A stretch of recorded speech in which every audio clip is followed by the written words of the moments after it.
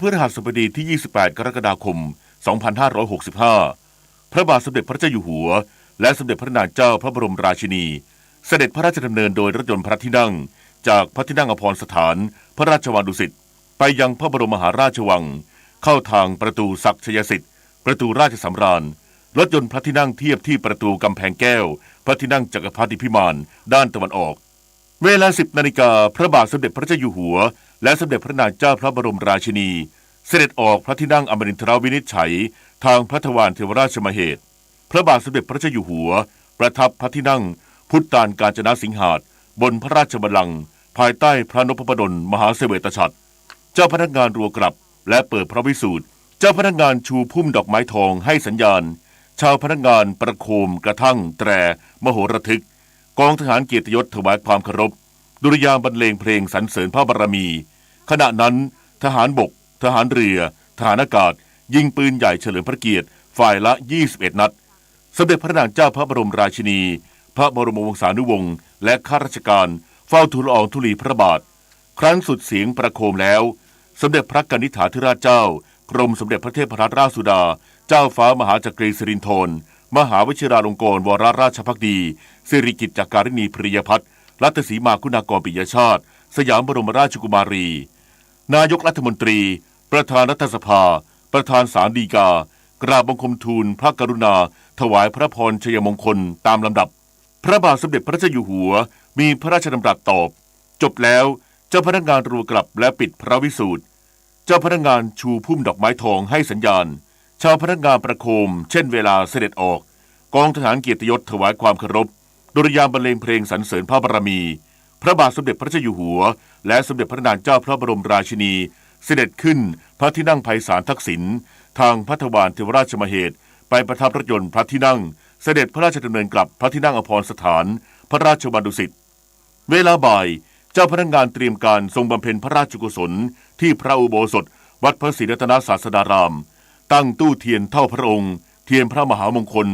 บัตรเทวดานพเคราะห์และเครื่องนมัสการไว้พร้อมส่วนที่พระที่นั่งอมรินทรวินิจฉัยเชิญพระพุทธปฏิมาชัยวัตรรัชกาลที่9พระพุทธรูปประจำพระชนมวาลรัชกาลที่9พระกรันดวงพระบรมราชสมภพประดิษฐานบนพระแท่นพระนพบดลมหาเสวตฉัตรแล้วตั้งโต๊ะหมู่ประดิษฐานพระพุทธรูปเทวรูปองค์อภิบาลและองค์แทรกพระชนมพรรษาพร้อมด้วยตู้เทียนเท่าพระองค์เทียนพระมหามงคลและเครื่องนมัสการไว้พร้อมพระบาทสมเด็จพระเจ้าอยู่หัวและสมเด็จพระนางเจ้าพระบรมราชินีเสด็จพระราชดำเนินโดยรถยนต์พระที่นั่งจากพระที่นั่งอัมพรสถานพระราชวังดุสิตไปยังพระบรมมหาราชวังเวลา 17 นาฬิการถยนต์พระที่นั่งเทียบที่ประตูเกยหลังวัดพระศรีรัตนศาสดารามเสด็จพระราชดำเนินไปยังชานหน้าพระอุโบสถบรรพชิตจีนและยวนถวายพระพรแล้วเสด็จเข้าพระอุโบสถพระบาทสมเด็จพระเจ้าอยู่หัว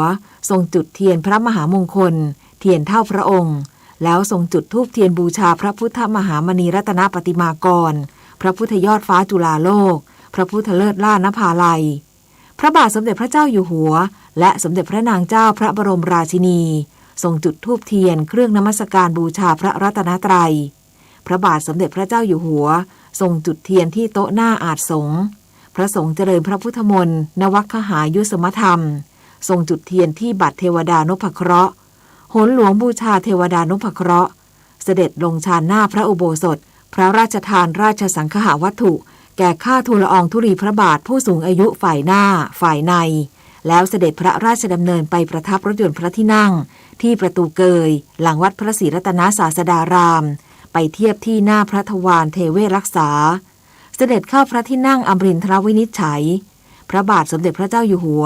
ทรงจุดเทียนพระมหามงคลเทียนเท่าพระองค์และจุดเทียนบูชาพระพุทธรูปเทวรูปองค์อภิบาลและองค์แทรกพระชนมพรรษาแล้วพระบาทสมเด็จพระเจ้าอยู่หัวทรงจุดธูปเทียนเครื่องนมัสการบูชาพระพุทธปฏิมาชัยวัตรรัชกาลที่9พระพุทธรูปประจำพระชนมวาลรัชกาลที่9ทรงศีลพระสงฆ์71รูปเจริญพระพุทธมนต์การพระราชพิธีเฉลิมพระชนมพรรษาระหว่างพระสงฆ์เจริญพระพุทธมนต์พระบาทสมเด็จพระเจ้าอยู่หัวเสด็จขึ้นพระที่นั่งไพศาลทักษิณทางพระทวารเทวราชมเหตุทรงจุดธูปเทียนบูชาพระสยามเทวาธิราชแล้ว เสด็จลงพระที่นั่งอมรินทรวินิจฉัยพระสงฆ์เจริญพระพุทธมนต์จบแล้วถวายอดิเรกถวายพระพรลาเสด็จพระราชดำเนินไปประทับรถยนต์พระที่นั่งที่พระทวารเทเวศรักษาเสด็จพระราชดำเนินกลับพระที่นั่งอัมพรสถานพระราชวังดุสิตในวันนี้ตั้งแต่เวลา 8 นาฬิกาถึงเวลา 12 นาฬิกาสำนักพระราชวังได้จัดที่สำหรับลงพระนามและลงนามถวายพระพรไว้ที่ในพระบรมมหาราชวังอันหนึ่งเนื่องในการพระราชพิธีเฉลิมพระชนมพรรษาทรงพระกรุณาโปรดเกล้าโปรดกระหม่อมพระราชทานพระบรมราชานุญาตให้พระบรมวงศานุวงศ์ข้าราชการและประชาชนเข้าถวายบังคมพระบรมรูปสมเด็จพระบูรพมหากษัตริยาธิราชที่ปราสาทพระเทพบิดรตั้งแต่เวลา 8 นาฬิกาถึง 17 นาฬิกาการแต่งกายวันพฤหัสบดีที่ 28 กรกฎาคม 2565 ลงพระนามและลงนามถวายพระพรแต่งเครื่องแบบปกติขาวถวายราชจักการะสมเด็จพระบูรพมหากษัตริยาธิราชณปราสาทพระเทพบิดรแต่งชุดสุภาพเข้าเฝ้าถวายพระพรชัยมงคลแต่งเครื่องแบบเต็มยศสายสะพายมหาจักรีสายสร้อยจุลจอมเกล้าผู้เข้าเฝ้าสายสะพายสูงสุดสายสร้อยจุลจอมเกล้าเย็นบรรพชิตจีนและยวนถวายพระพรพระสงฆ์เจริญพระพุทธมนต์นวคหายุสมธรรมพระราชทานราชสังฆาวัตถุพระสงฆ์เจริญพระพุทธมนต์การพระราชพิธีเฉลิมพระชนมพรรษาแต่งเครื่องแบบเต็มยศสายสะพายนพรัตน์ผู้เข้าเฝ้าสายสะพายสูงสุดสมเด็จพระสังฆราชมีพระดำรัสถวายพระพรพระบาทสมเด็จพระเจ้าอยู่หัวเนื่องในวันเฉลิมพระชนมพรรษาพระบาทสมเด็จพระเจ้าอยู่หัว28 กรกฎาคม 2565สมเด็จพระอริยวงศาคตยานสมเด็จพระสังฆราชสกลมหาสังฆปรินายกมีพระดำรัสถวายพระพรพระบาทสมเด็จพระเจ้าอยู่หัวเนื่องในวันเฉลิมพระชนมพรรษา28 กรกฎาคม 2565ความตอนหนึ่งว่าอาตมาภาพในนามคณะสงฆ์ขอตั้งกัลยาณจิตร่วมกับปวงชนชาวไทยสำแดงมุทิตาปราโมทย์และถวายพระพรชัยมงคลให้ทรงพระเจริญยิ่งยืนนานราชอาณาจักรไทยจักสถาพรดำรงมั่นก็เพราะนานาสถาบันซึ่งประกอบกันขึ้นจากปัจเจกบุคคลสามารถดำเนินสรรพกิจสอดประสานร่วมมือกันได้อย่างราบรื่นบนพื้นฐานของความสามัคคีโดยมีจิตสำนึกร่วมกันในอันที่จะละอายชั่วและเกรงกลัวต่อการกระทำผิดกฎหมายรวมถึงการไม่ละเมิดสิทธิเสรีภาพของเพื่อนร่วมสังคมพร้อมทั้งเป็นผู้นิยมยินดีในธรรมบำเพ็ญกรณียกิจอย่างเฉลียวฉลาดรอบคอบประกอบด้วยความมุ่งดีมุ่งเจริญต่อกันอย่างจริงใจอันจะยังผลให้บังเกิดสันติสุขในแต่ละภาคส่วนจนขยายวงไปสู่ประชาชาติไทยในภาพรวมได้ในที่สุดขออนุภาพแห่งคุณพระศรีรัตนตรัยและเดชะแห่งสัจวาจาตลอดจนพระราชกุศลธรรมจริยาที่ทรงสั่งสมมาด้วยดีโปรดอภิบาลรักษาสมเด็จบรมบพิตรพระราชสมภารเจ้าผู้ทรงพระคุณอันประเสริฐให้ทรงพระเจริญด้วยจตุรพิธพรชัยเสด็จสถิตเป็นมิ่งขวัญหลักชัยแห่งราชอาณาจักรไทยตลอดกาลนานเทินสำนักพระราชวังเชิญชวนประชาชนร่วมลงนามถวายพระพรพระบาทสมเด็จพระเจ้าอยู่หัวเนื่องในโอกาสวันเฉลิมพระชนมพรรษาวันที่ 28 กรกฎาคม 2565 ผ่านระบบออนไลน์ที่เว็บไซต์หน่วยงานในพระองค์ตั้งแต่บัดนี้จนถึงวันที่ 29 กรกฎาคม 2565 และเนื่องในโอกาสวันเฉลิมพระชนมพรรษาพระบาทสมเด็จพระเจ้าอยู่หัว 28 กรกฎาคม 2565สถานีวิทยุกระจายเสียงแห่งประเทศไทยขอเสนอสารคดีเฉลิมพระเกียรติชุดใต้ร่มพระบารมีจักรีวงศ์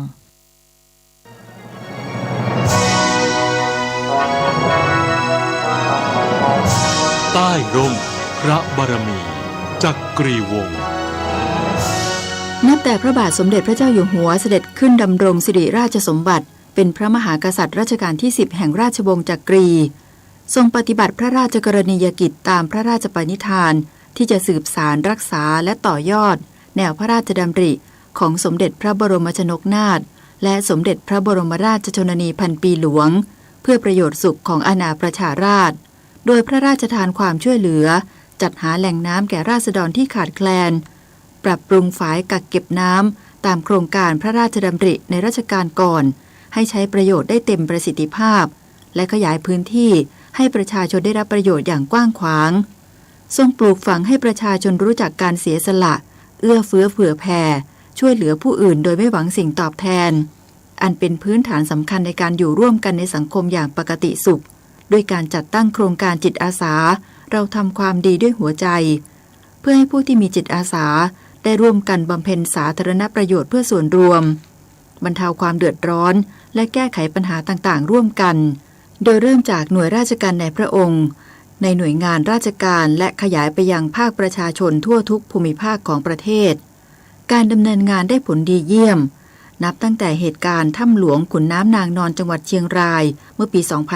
2561 และปัญหาอุบัติภัยร้ายแรงที่เกิดขึ้นในพื้นที่ต่างๆซึ่งพระบาทสมเด็จพระเจ้าอยู่หัวได้พระราชทานเครื่องมือและอุปกรณ์รวมทั้งพระราชทานกำลังใจแก่เจ้าหน้าที่ผู้ปฏิบัติงานขณะที่เหล่าจิตอาสาจากหลากหลายสาขาทั่วประเทศก็ได้ระดมสรรพกำลังช่วยเหลือกันอย่างเต็มที่เช่นเดียวกับสถานการณ์โควิด -19 ที่ระบาดรุนแรงไปทั่วโลกรวมทั้งในประเทศไทยพระบาทสมเด็จพระเจ้าอยู่หัวทรงติดตามการดำเนินงานแก้ไขปัญหาอย่างใกล้ชิดโดยทรงห่วงใยประชาชนที่ต้องประสบกับความยากลำบากในการดำเนินชีวิตจึงพระราชทานเครื่องมืออุปกรณ์ทางการแพทย์ที่ทันสมัยเข้าถึงประชาชนได้อย่างรวดเร็วกว้างขวางและมีความปลอดภัยแก่เจ้าหน้าที่ผู้ใช้งานรวมทั้งสามารถนำประชาชนผู้เจ็บป่วยเข้าสู่ระบบการรักษาได้ทันเวลาขณะที่ภาคเอกชนและประชาชนทั่วประเทศต่างร่วมกันบริจาคเงินสนับสนุนอุปกรณ์เวชภัณฑ์และสิ่งของจำเป็นแก่โรงพยาบาลและหน่วยงานภาครัฐในการดูแลรักษาผู้ติดเชื้อรวมทั้งการแบ่งปันอาหารและสิ่งของเครื่องใช้แก่ผู้ประสบความเดือดร้อนตามกำลังของตนเมื่อสถานการณ์คลี่คลายเข้าสู่ภาวะปกติเหล่าจิตอาสาทุกภาคส่วนก็ยังคงร่วมแรงร่วมใจกันบำเพ็ญสาธารณประโยชน์ในโอกาสวันสำคัญต่างๆอย่างต่อเนื่อง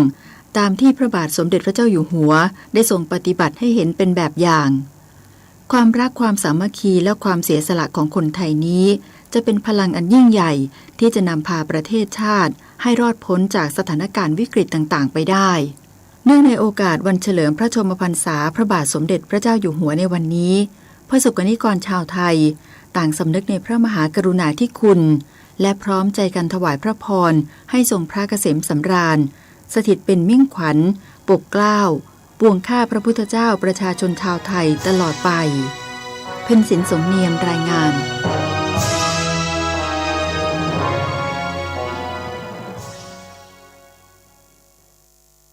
วันนี้สถานีวิทยุกระจายเสียงแห่งประเทศไทยความถี่ 92.5 เมกะเฮิรตซ์ในระบบ FM เป็นแม่ข่ายให้สถานีวิทยุกระจายเสียงแห่งประเทศไทยในส่วนภูมิภาคของกรมประชาสัมพันธ์ร่วมถ่ายทอดเพื่อเป็นข้าราชการที่ดีและพลังของแผ่นดินณท้องสนามหลวงกรุงเทพมหานครตั้งแต่เวลา 7:30 น.จนเสร็จพิธีและในเวลา 19:10 น.จนเสร็จพิธี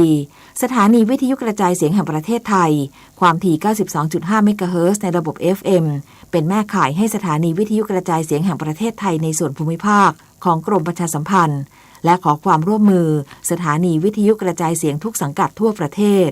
ร่วมถ่ายทอดเสียงพิธีจุดเทียนถวายพระพรชัยมงคลเนื่องในโอกาสวันเฉลิมพระชนมพรรษา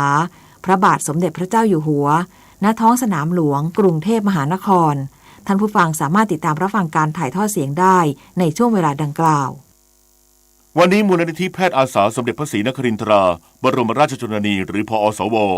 ออกให้บริการประชาชนในพื้นที่จังหวัดเพชรบูรณ์ที่หมู่ 4 วัดวังทองเจริญธรรมตำบลวังชมพูอำเภอเมืองส่วนหน่วยทันตกรรมเคลื่อนที่เพื่อประชาชนได้โอกาสพอสวออกให้บริการในพื้นที่จังหวัดพิษณุโลกที่หมู่ 15 โรงเรียนภูขัดรวมไทยพัฒนาตำบลนาบัวอำเภอนครไทยจึงขอเชิญชวนประชาชนในพื้นที่ดังกล่าวไปรับบริการโดยไม่เสียค่าใช้จ่ายใดๆต่อจากนี้ไปขอเชิญรับฟังไทยคู่ฟ้าค่ะรัฐบาลกระตุ้นการใช้จ่ายภายในประเทศโดยอนุมัติโครงการคนละครึ่งระยะที่ 5 กรอบวงเงินรวม 21,200 ล้านบาทให้ประชาชนใช้สิทธิ์ได้ในช่วงวันที่ 1 กันยายนถึง 31 ตุลาคม 2565 ในรูปแบบร่วมจ่าย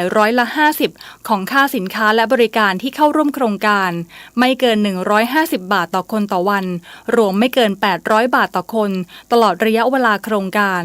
โดยจะเริ่มเปิดให้ประชาชนและผู้ ประกอบการร้านค้ายืนยันการเข้าร่วมโครงการช่วงเดือนสิงหาคม 2565 นอกจากนี้ยังแบ่งเบาภาระค่าครองชีพของผู้มีรายได้น้อยโดยอนุมัติวงเงินให้ผู้มีบัตรสวัสดิการแห่งรัฐและผู้ต้องการความช่วยเหลือเป็นพิเศษคนละ200 บาทต่อเดือนเป็นเวลา2 เดือนคือกันยายนถึงตุลาคมรวม400 บาทต่อคนสามารถใช้ซื้อสินค้าอุปโภคบริโภคได้ในร้านธงฟ้าและร้านค้าที่ร่วมโครงการคนละครึ่งค่ะสื่อสารภารกิจรัฐบาลกับสำนักโฆษกสำนักเลขาธิการนายกรัฐมนตรีก่อนประนมก้มศิระกราบพระบาทวโรกาสเฉลิมพระชนมพรรษาพระมิ่งขวัญทศมินปิ่นประชาปรารถนาขอพระองค์ทรงพระเจริญด้วยเกล้าด้วยกระหม่อมขอเดชะข้าพระพุทธเจ้าคณะผู้บริหารข้าราชการและเจ้าหน้าที่สถานีวิทยุกระจายเสียงแห่งประเทศไทยกรมประชาสัมพันธ์สำนักงานผู้ตรวจการแผ่นดินเปิดบริการรับเรื่องร้องเรียนผ่านเว็บไซต์และโมบายแอปพลิเคชันผู้ตรวจการแผ่นดินแจ้งหรือร้องเรียนหากได้รับความเดือดร้อนหรือความไม่เป็นธรรมจากการปฏิบัติหน้าที่ของเจ้าหน้าที่ของรัฐหรือหน่วยงานรัฐพร้อมติดตามสาระดีๆผ่าน Facebook YouTube Line@ ผู้ตรวจการแผ่นดินสายด่วนโทรฟรี1676 7:18 นาทีต่อไปเสนอข่าวต่างประเทศผู้เชี่ยวชาญที่ให้คำปรึกษาองค์การอนามัยโลกเกี่ยวกับโรคฝีดาษวานอนเตือนว่าโอกาสในการหยุดยั้งการแพร่ระบาดของโรคฝีดาษวานอนกำลังจะใกล้หมดลงหลังจำนวนผู้ป่วยเพิ่มขึ้น2 เท่าทุก2 สัปดาห์ทั้งนี้มีการคาดการณ์ว่าจะพบผู้ป่วยโรคนี้กว่า 27,000 คนใน88ประเทศภายในวันที่2 สิงหาคมนี้ซึ่งเพิ่มขึ้นจากรายงานยอดผู้ป่วยสะสมล่าสุดที่มีจำนวน 17,800 คนในกว่า70ประเทศโดยมีแนวโน้มที่โรคฝีดาษวานอนจะระบาดต่อไปอีกหลายเดือนหรืออาจนานกว่านั้น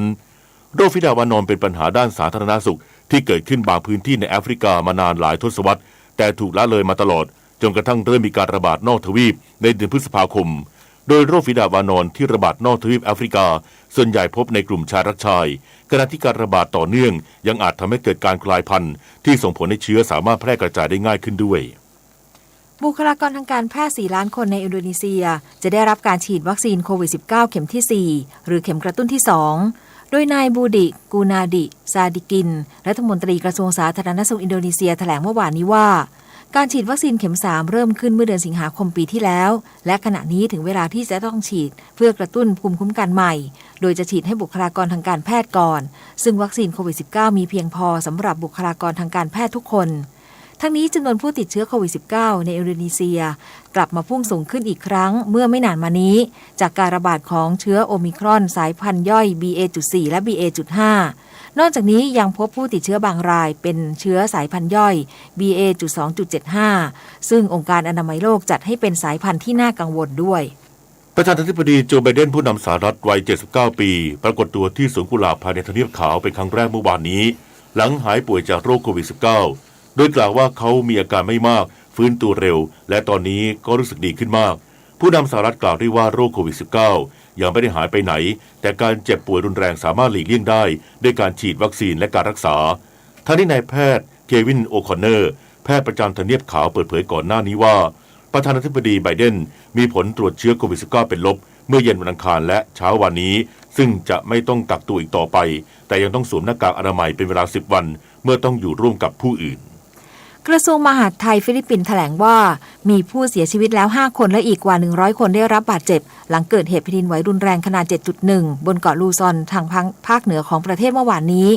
นอกจากนี้แผ่นดินไหวยังสร้างความเสียหายให้แก่บ้านเรือนและอาคารหลายแห่งในจังหวัดอับรา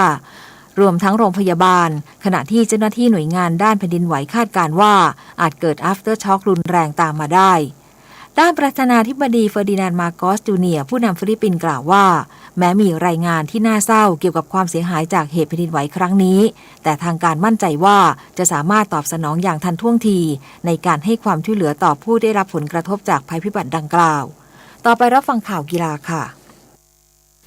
การแข่งขันกีฬามหาวิทยาลัยอาเซียนครั้งที่ 20 กรีฑาแข่งที่จังหวัดศรีสะเกษเนื่องจากสนามที่อุบลราชธานีเจ้าภาพมีปัญหากับการรับรองสถิติรายการสำคัญคือวิ่ง100 เมตรชาย สรอัดดาบบังกรมกฎทีมชาติคว้าแชมป์ด้วยเวลา 10.40 วินาทีตามด้วยณัฐพงศ์วีระวงศ์รัตนศิริได้เหรียญเงิน 10.50 วินาทีส่วนวิ่ง100 เมตรหญิงเหรียญทองเป็นของอัสรีน นาบิล่า อาเลียสจากมาเลเซีย 11.88 วินาทีออนอุมาเชษฐาได้เหรียญทองแดง 12.41 วินาทีวิ่ง 1,500 เมตรชายเชิดชัยภูตาโกสปรินต์แซงคู่แข่งจากมาเลเซียและอินโดนีเซียช่วงท้ายเข้าเส้นชัยคว้าเหรียญทองด้วยเวลา 4 นาที 07.79 วินาทีเหรียญเงินมาเลเซีย 4 นาที 08.85 วินาทีสำหรับพิธีเปิดการแข่งขันกีฬามหาวิทยาลัยอาเซียนครั้งที่ 20 จะมีขึ้นในวันนี้ที่สนามกีฬามหาวิทยาลัยราชภัฏอุบลราชธานีสมาคมกีฬาฟุตบอลแห่งประเทศไทยเลือกสนามกีฬาสมโพธิเชียงใหม่700 ปีจังหวัดเชียงใหม่ใช้จัดการแข่งขันฟุตบอลทีมชาติไทยชุดใหญ่ช่วงฟีฟ่าเดย์ในเดือนกันยายนซึ่งวางแผนจัดเป็นทัวร์นาเมนต์4เศร้าเป็นฟุตบอลคิงคัพครั้งที่ 48 ล่าสุดมีทีมมาเลเซียตอบรับเข้าร่วมการแข่งขันแล้วส่วนทีมอื่นๆอาจจะเป็นทีมจากแอฟริกาและอเมริกาใต้แต่ก็มีโอกาสจะเป็นทีมจากเอเชียทั้งหมดเนื่องจากสะดวกกับการเดินทางพลเอกประวิตรวงษ์สุวรรณรองนายกรัฐมนตรีในฐานะประธานอนุกรรมการขับเคลื่อนกีฬามวยไทยสู่โอลิมปิกเป็นประธานประชุมคณะอนุกรรมการวาระสำคัญคือการรายงานจัดกิจกรรมกีฬามวยไทยที่มีผลต่อการขับเคลื่อนกีฬามวยไทยสู่โอลิมปิกพร้อมทั้งหารือการผลักดันกีฬามวยไทยสู่มหกรรมกีฬาสำคัญการขอใช้ชื่อว่ากีฬามวยไทยในซีเกมและผลักดันเข้าสู่เอเชียนเกมและโอลิมปิกเกมคุณหญิงปฐมาลีสวัสดิ์ตระกูลกรรมการคณะกรรมการโอลิมปิกสากลหรือ IOC Member เปิดเผยว่ากีฬาโอลิมปิกปารีสเกม 2024 ระหว่างวันที่ 26 กรกฎาคม ถึง 11 สิงหาคม หรือในอีก 2 ปีข้างหน้าขณะที่กีฬาพาราลิมปิกเกม 2024 จะแข่งต่อเนื่องหลังจากนั้นซึ่งประเทศฝรั่งเศสมีความมุ่งมั่นเป็นอย่างมากกับการเป็นเจ้าภาพได้เปิดสโลแกนประจำการแข่งขันใช้คำว่าเกมที่เปิดกว้างเป็นการสร้างการมีส่วนร่วมจากทุกคนทั่วโลกทั้งการเดินทางมายังสถานที่จริงและในรูปแบบออนไลน์เพื่อให้ทุกคนได้สัมผัสกับค่านิยมโอลิมปิกร่วมกันจะเป็นมรดกของการแข่งขันที่ยั่งยืนต่อไปพงษ์เกษมสมศุขรายงานต่อไปรับฟังพยากรณ์อากาศค่ะกรมอุตุนิยมวิทยารายงานพยากรณ์อากาศทั่วไปลมใต้และลมตะวันออกเฉียงใต้พัดปกคลุมอ่าวไทยประเทศไทยและทะเลอันดามันทำให้ประเทศไทยยังคงมีฝนฟ้าคะนองเกิดขึ้นได้บางพื้นที่และมีฝนตกหนักบางแห่งบริเวณภาคตะวันออกและภาคใต้ตอนล่างขอให้ประชาชนในบริเวณดังกล่าวระวังอันตรายจากฝนตกหนักที่อาจจะเกิดขึ้นในระยะนี้ไว้ด้วยพยากรณ์อากาศตั้งแต่เช้าวันนี้จนถึงเช้าวันพรุ่งนี้ภาคเหนือมีฝนฟ้าคะนอง20%ของพื้นที่ส่วนมากบริเวณจังหวัดแม่ฮ่องสอนตากกำแพงเพชรพิษณุโลกและเพชรบูรณ์ภาคตะวันออกเฉียงเหนือมีฝนฟ้าคะนอง30%ของพื้นที่ส่วนมากบริเวณจังหวัดเลยชัยภูมิ101ยโสธรอำนาจเจริญนครราชสีมาบุรีรัมย์สุรินทร์ศรีสะเกษและอุบลราชธานี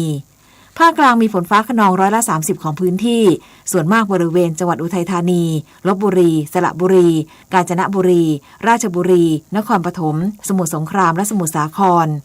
ภาคตะวันออกมีฝนฟ้าคะนอง60%ของพื้นที่กับมีฝนตกหนักบางแห่งบริเวณจังหวัดปราจีนบุรีสระแก้วชลบุรีระยองจันทบุรีและตราดลมตะวันออกเฉียงใต้ความเร็ว 15-30 กิโลเมตรต่อชั่วโมงทะเลมีคลื่นสูงประมาณ1เมตรบริเวณที่มีฝนฟ้าคะนองคลื่นสูงมากกว่า1เมตรภาคใต้ฝั่งตะวันออกมีฝนฟ้าคะนอง60%ของพื้นที่กับมีฝนตกหนักบางแห่งบริเวณจังหวัดสุราษฎร์ธานีนครศรีธรรมราชพัทลุงสงขลาปัตตานียะลาและนราธิวาสลมตะวันออกเฉียงใต้ความเร็ว 15-30 กิโลเมตรต่อชั่วโมงทะเลมีคลื่นสูงประมาณ1เมตรบริเวณที่มีฝนฟ้าคะนองคลื่นสูงมากกว่า1เมตรภาคใต้ฝั่งตะวันตกมีฝนฟ้าคะนอง60%ของพื้นที่กับมีฝนตกหนักบางแห่งบริเวณจังหวัดพังงาภูเก็ตกระบี่ตรังและสตูล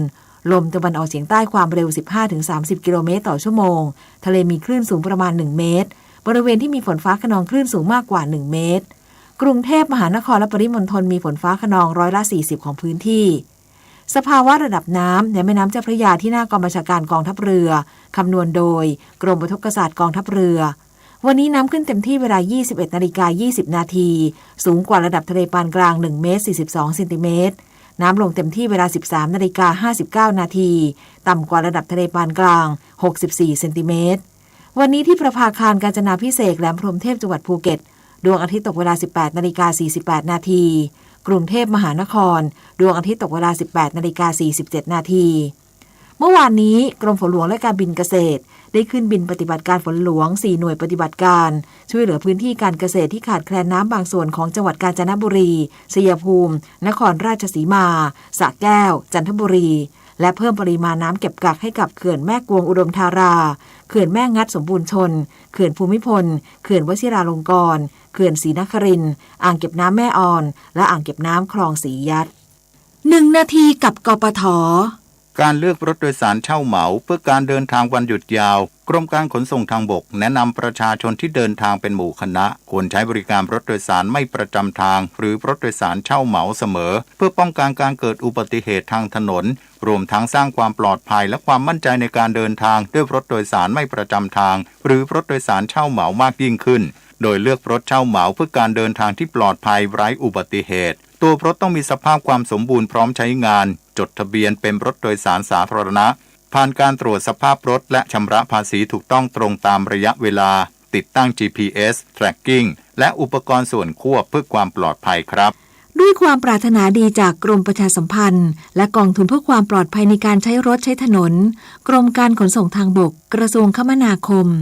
รู้รักภาษาไทยโดยความร่วมมือของสำนักงานราชบัณฑิตยสภาและกรมประชาสัมพันธ์วันนี้เสนอคำว่าอักโขคำว่าอักโขตัดมาจากคำภาษาบาลีว่าอักโขพินีเป็นชื่อจำนวนนับอย่างสูงคือเลข1มี0ตาม42ตัวและใช้หมายถึงกองทัพใหญ่ที่มีกระบวนรบพร้อมมูลในภาษาไทยอักโขหมายความว่ามากหลายมักใช้ในภาษาวรรณคดีเช่นบทละครเรื่องสังทองพระราชนิพนธ์พระบาทสมเด็จพระพุทธเลิศล่านภาลัย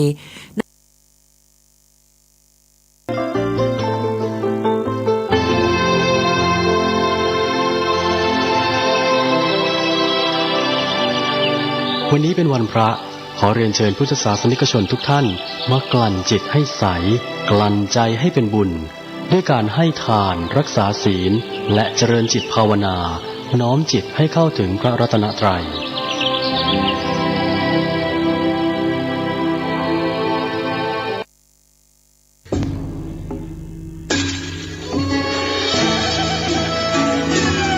ขอเชิญพุทธศาสนิกชนทุกท่านร่วมทำบุญผ้าป่าสามัคคีและร่วมเป็นเจ้าภาพโรงทานในพิธีทำบุญ1 ทศวรรษ 10 ปีที่พักสงฆ์สถาบันธรรมาภิวัตรบ้านศพเตินตำบลศพปาดอำเภอแม่เมาะจังหวัดลำปางในวันที่17 สิงหาคม 2565 เวลา 9 นาฬิกาถึง 15 นาฬิกา 30 นาทีบุญใหญ่ 10 ปีมีครั้งเดียวท่านสามารถร่วมทำบุญและเป็นเจ้าภาพโรงทานผ่านบัญชีธนาคารกรุงไทยสาขาประตูชัยชื่อบัญชีที่พักสงฆ์ธรรมาภิวัตรเลขบัญชี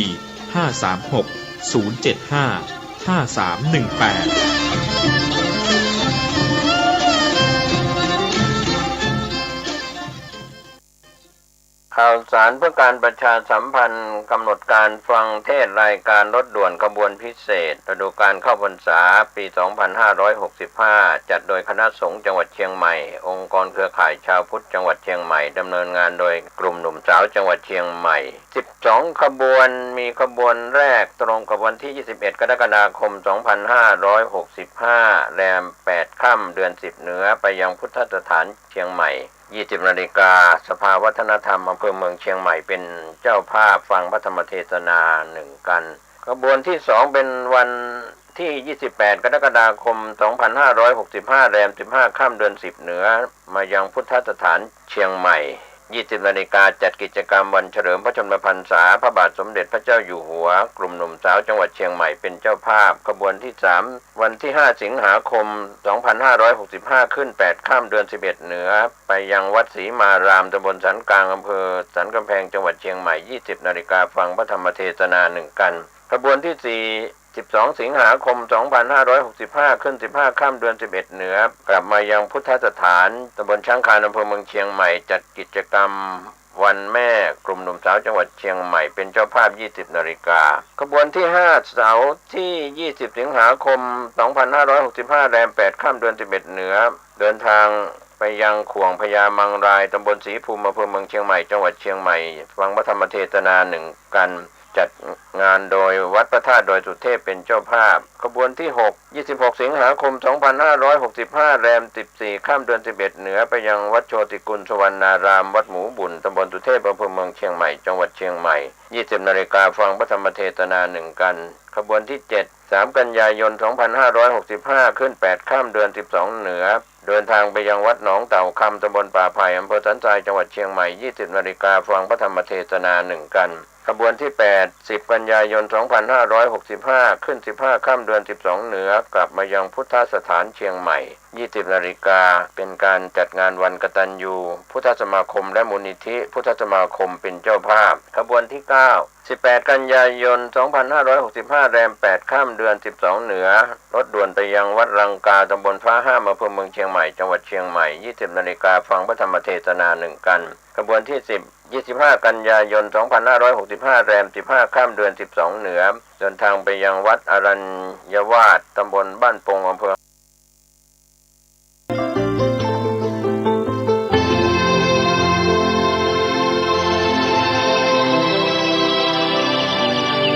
วันนี้เป็นวันพระขอเรียนเชิญพุทธศาสนิกชนทุกท่านมากลั่นจิตให้ใสกลั่นใจให้เป็นบุญด้วยการให้ทานรักษาศีลและเจริญจิตภาวนาน้อมจิตให้เข้าถึงพระรัตนตรัย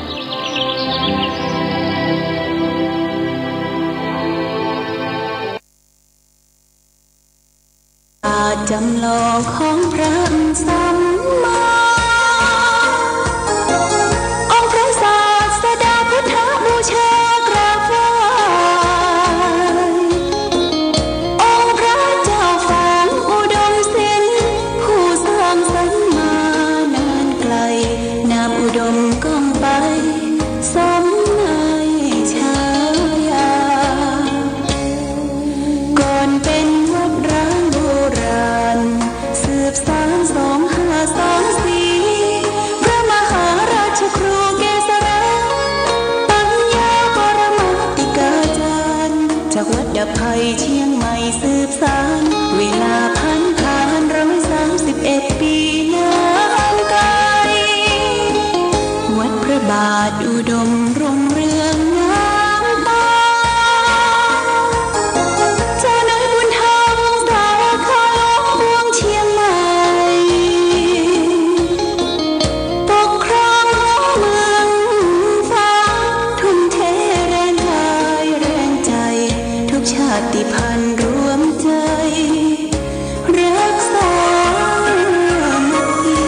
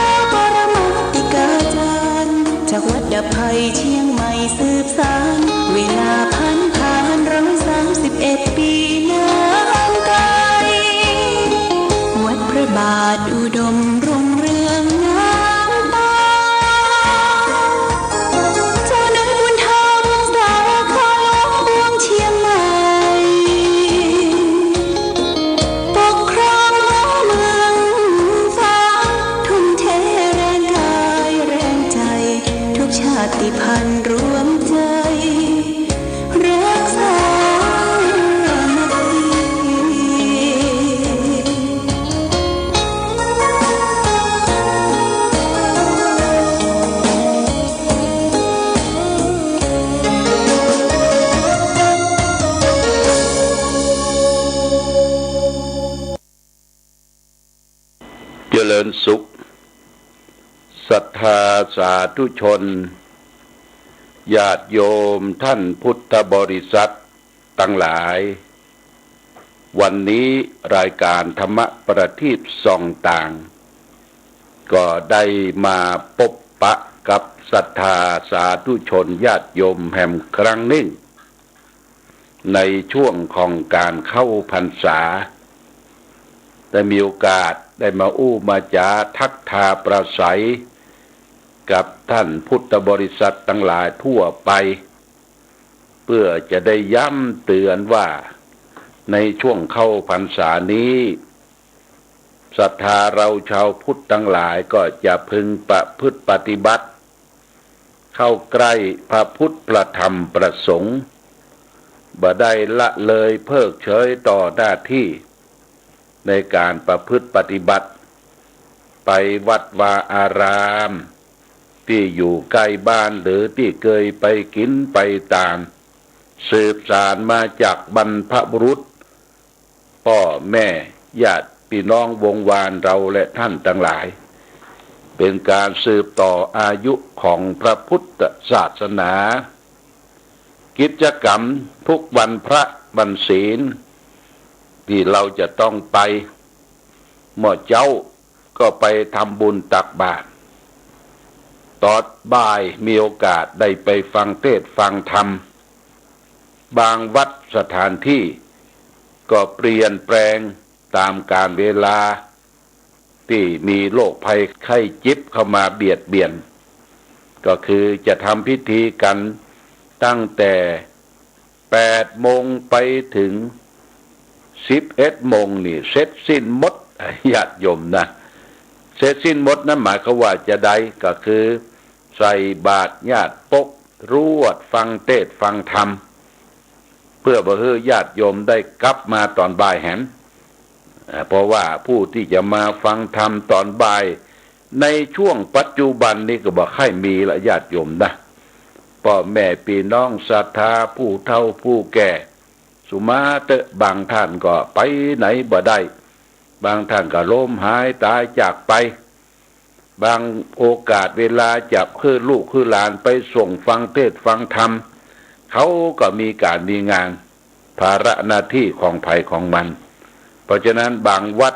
ก็จำกัดเวลาเอาภาคเจ้าเสร็จสิ้นหมดญาติโยมส่วนการที่เขาจะไปนอนจองนอนวัดก็อยู่ที่โอกาสและเวลาเช่นเดียวกันที่ไหนมันสะดวกมันสัปปายะมันสงบก็ไปกันได้จะนอนถือศีล8ศีล5คืนเดียว2 คืนก็แล้วแต่โอกาสของพ่อออกแม่ออกศรัทธาอุบาสกอุบาสิกาทุกท่านการที่เราและท่านทั้งหลายได้ประพฤติปฏิบัติในช่วงเข้าพรรษาอย่างนี้ถือว่า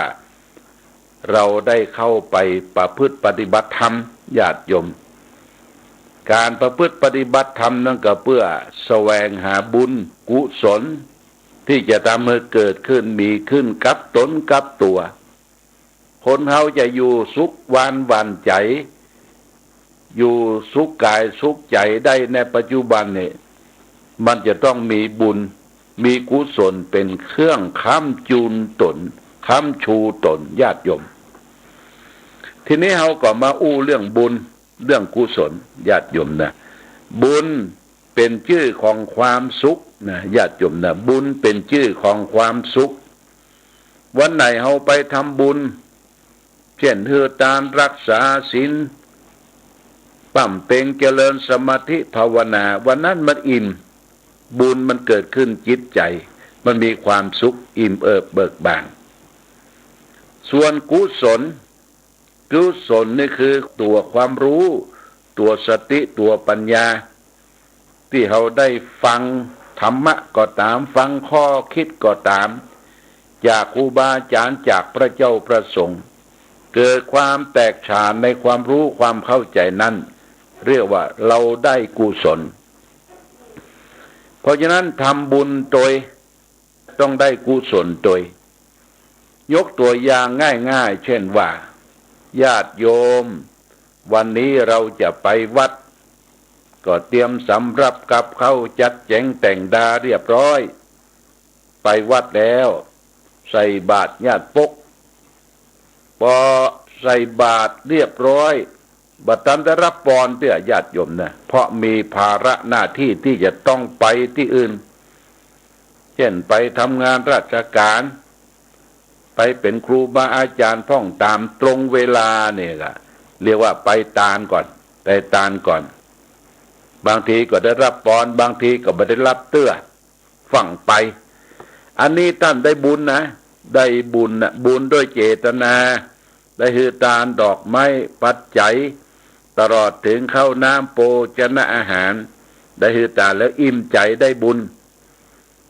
แต่ว่ากุศลตัวความรู้เนี่ยมันยังบ่ได้เตื้อญาติโยมกุศลที่จะได้ก็ต้องได้ฟังธรรมะครูบาอาจารย์มาชี้แจงแถลงไขคือโอวาทธรรมกล่าวสัมโพธนิยกถาศรัทธาได้หูได้เข้าใจนี่ได้ฮือตานตัวรับปอนตัวแล้วก็ได้สดับรับฟังพระธรรมเทศนาตัวได้ทั้งบุญได้ทั้งกุศลเพราะว่าบุญกุศลเป็นของคู่กันมาพร้อมกันเนี่ยญาติโยมวันนี้จะอู้เรื่องบุญ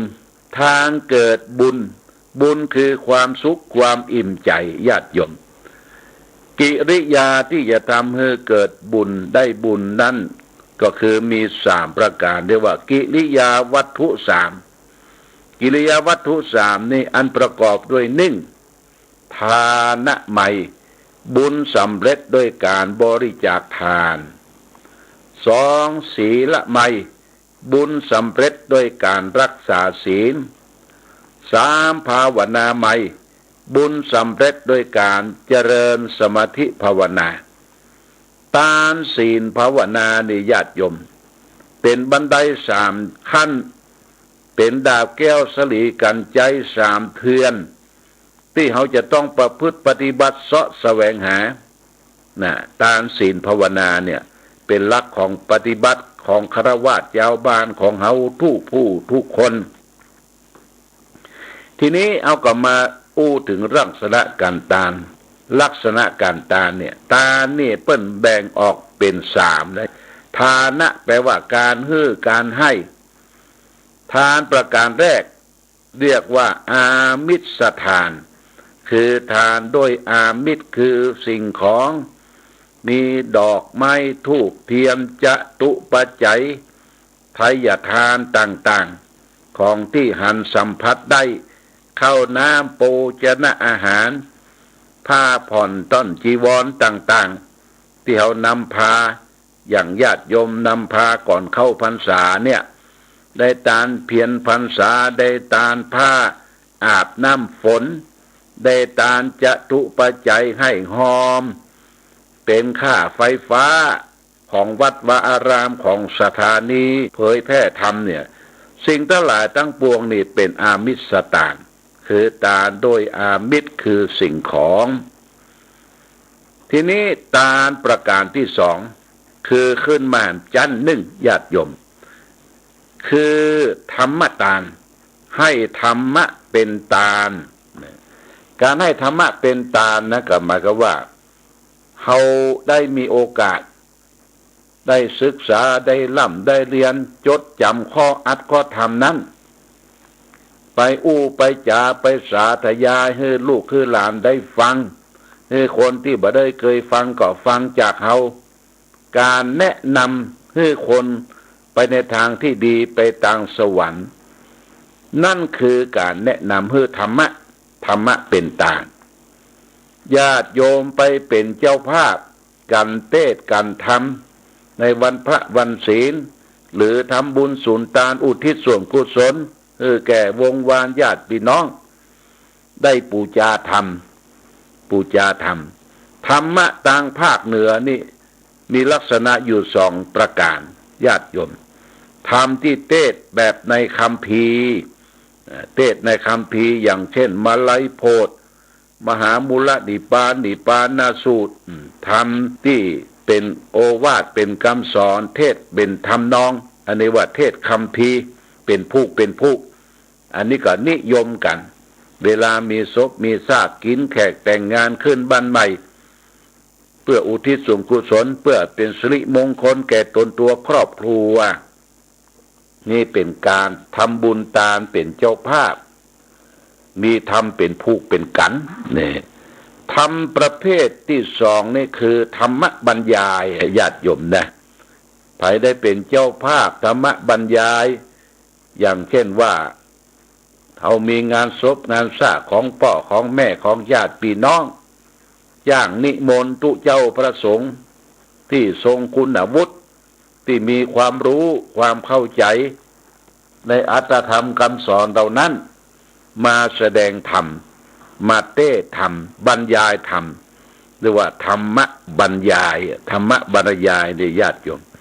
เนี่ยมีสองประการท่านได้ไปเป็นเจ้าภาพเจ้าศรัทธาปูชาก็ถือว่าเราได้เผยแผ่ธรรมเช่นเดียวกันอย่างมีโยมคนหนึ่งเพิ่นได้ฟังเสียงธรรมะจากหลวงพ่อซึ่งเทศออกอากาศที่เทศออกอากาศที่จริงก็เป็นธรรมะที่อัดไว้เมินแล้วที่ว่าธรรมตัณหาสามเงาเนี่ยญาติโยมทุกวันเสาร์นี่ก็จะเอามาเทศมาเปิดให้ท่านสาธุชนทั้งหลายได้รับทราบรับฟังญาติโยมเพิ่นได้ฟังเข้าอกเข้าใจในหลักธรรมคำสอนนั้นก็เลยโทรศัพท์มาหาหลวงพ่อว่าวันเสาร์นี่ขอเป็นเจ้าภาพทำตัณหาสามเงาเด้อหลวงพ่อที่เทศออกอากาศเนี่ยก็หมายก็ว่าที่เป็นเจ้าภาพนั้นคือเจ้าภาพเผยแผ่ธรรมในช่วง30 นาทีนี่มันก็ต้องใจไฟฟ้าใจไฟฟ้าใจกระแสไฟฟ้าออกไปโยมก็คิดตันหันจอบว่าโอ้เขาเป็นเจ้าภาพ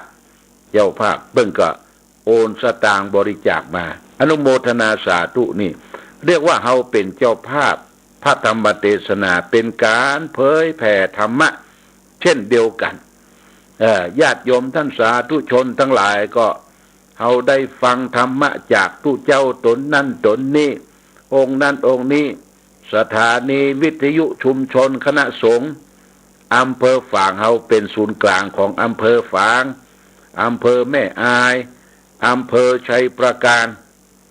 และป่ายบปอเกาะเครือข่ายไปแห่มหลายอำเภอหลายจังหวัดทีนี้การออกไปนั่นก็เขาก็ได้ฟังสาระธรรมของครูบาอาจารย์ตนนั้นตนนี้ญาติโยมก็โทรศัพท์ไปโอ้ขอบริจาคค่ากันเทศบริจาคค่ากระแสไฟฟ้าค่าไฟฟ้าญาติโยมสิ่งเหล่านี้เป็นการเผยแพร่ธรรมเช่นเดียวกันการให้ธรรมะเป็นตา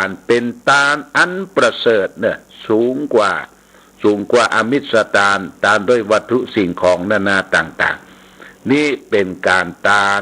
ประการที่สองคือธรรมะเป็นตาล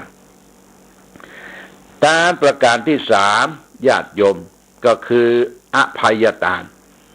คือการอภัยแก่สรรพสัตว์ทั้งหลายแก่มนุษย์โลกที่อยู่ร่วมกันมีการอภัยเมื่อมีความคิดข้องหมองใจกันเกิดขึ้นมันเรื่องของธรรมดาที่มนุษย์คนเฮาเกิดมามีกิเลสมีตัณหาเข้าข้างตัวเองเข้าข้างพวกพ้องทุกสิ่งทุกอย่างไผมาแตะมาต้องบ่ได้ก็โกรธเกลียดกันโมโหโทโสแล้วก็เก็บงำอาฆาตมาตร้ายไว้องค์สมเด็จพระสัมมาสัมพุทธเจ้าท่านตรัสว่าโลกเฮานี่จะสงบเย็นก็อยู่ที่การอภัยทานซึ่งกันและกันการอภัยทานนั้นเป็นการสร้างความสุขให้เกิดขึ้นตัวเองครอบครัวสังคมคืออยู่ด้วยความร่มเย็นเป็นสุขญาติโยมจะไปเกลียดจะไปกังจะไปถืออาฆาตมาตร้าย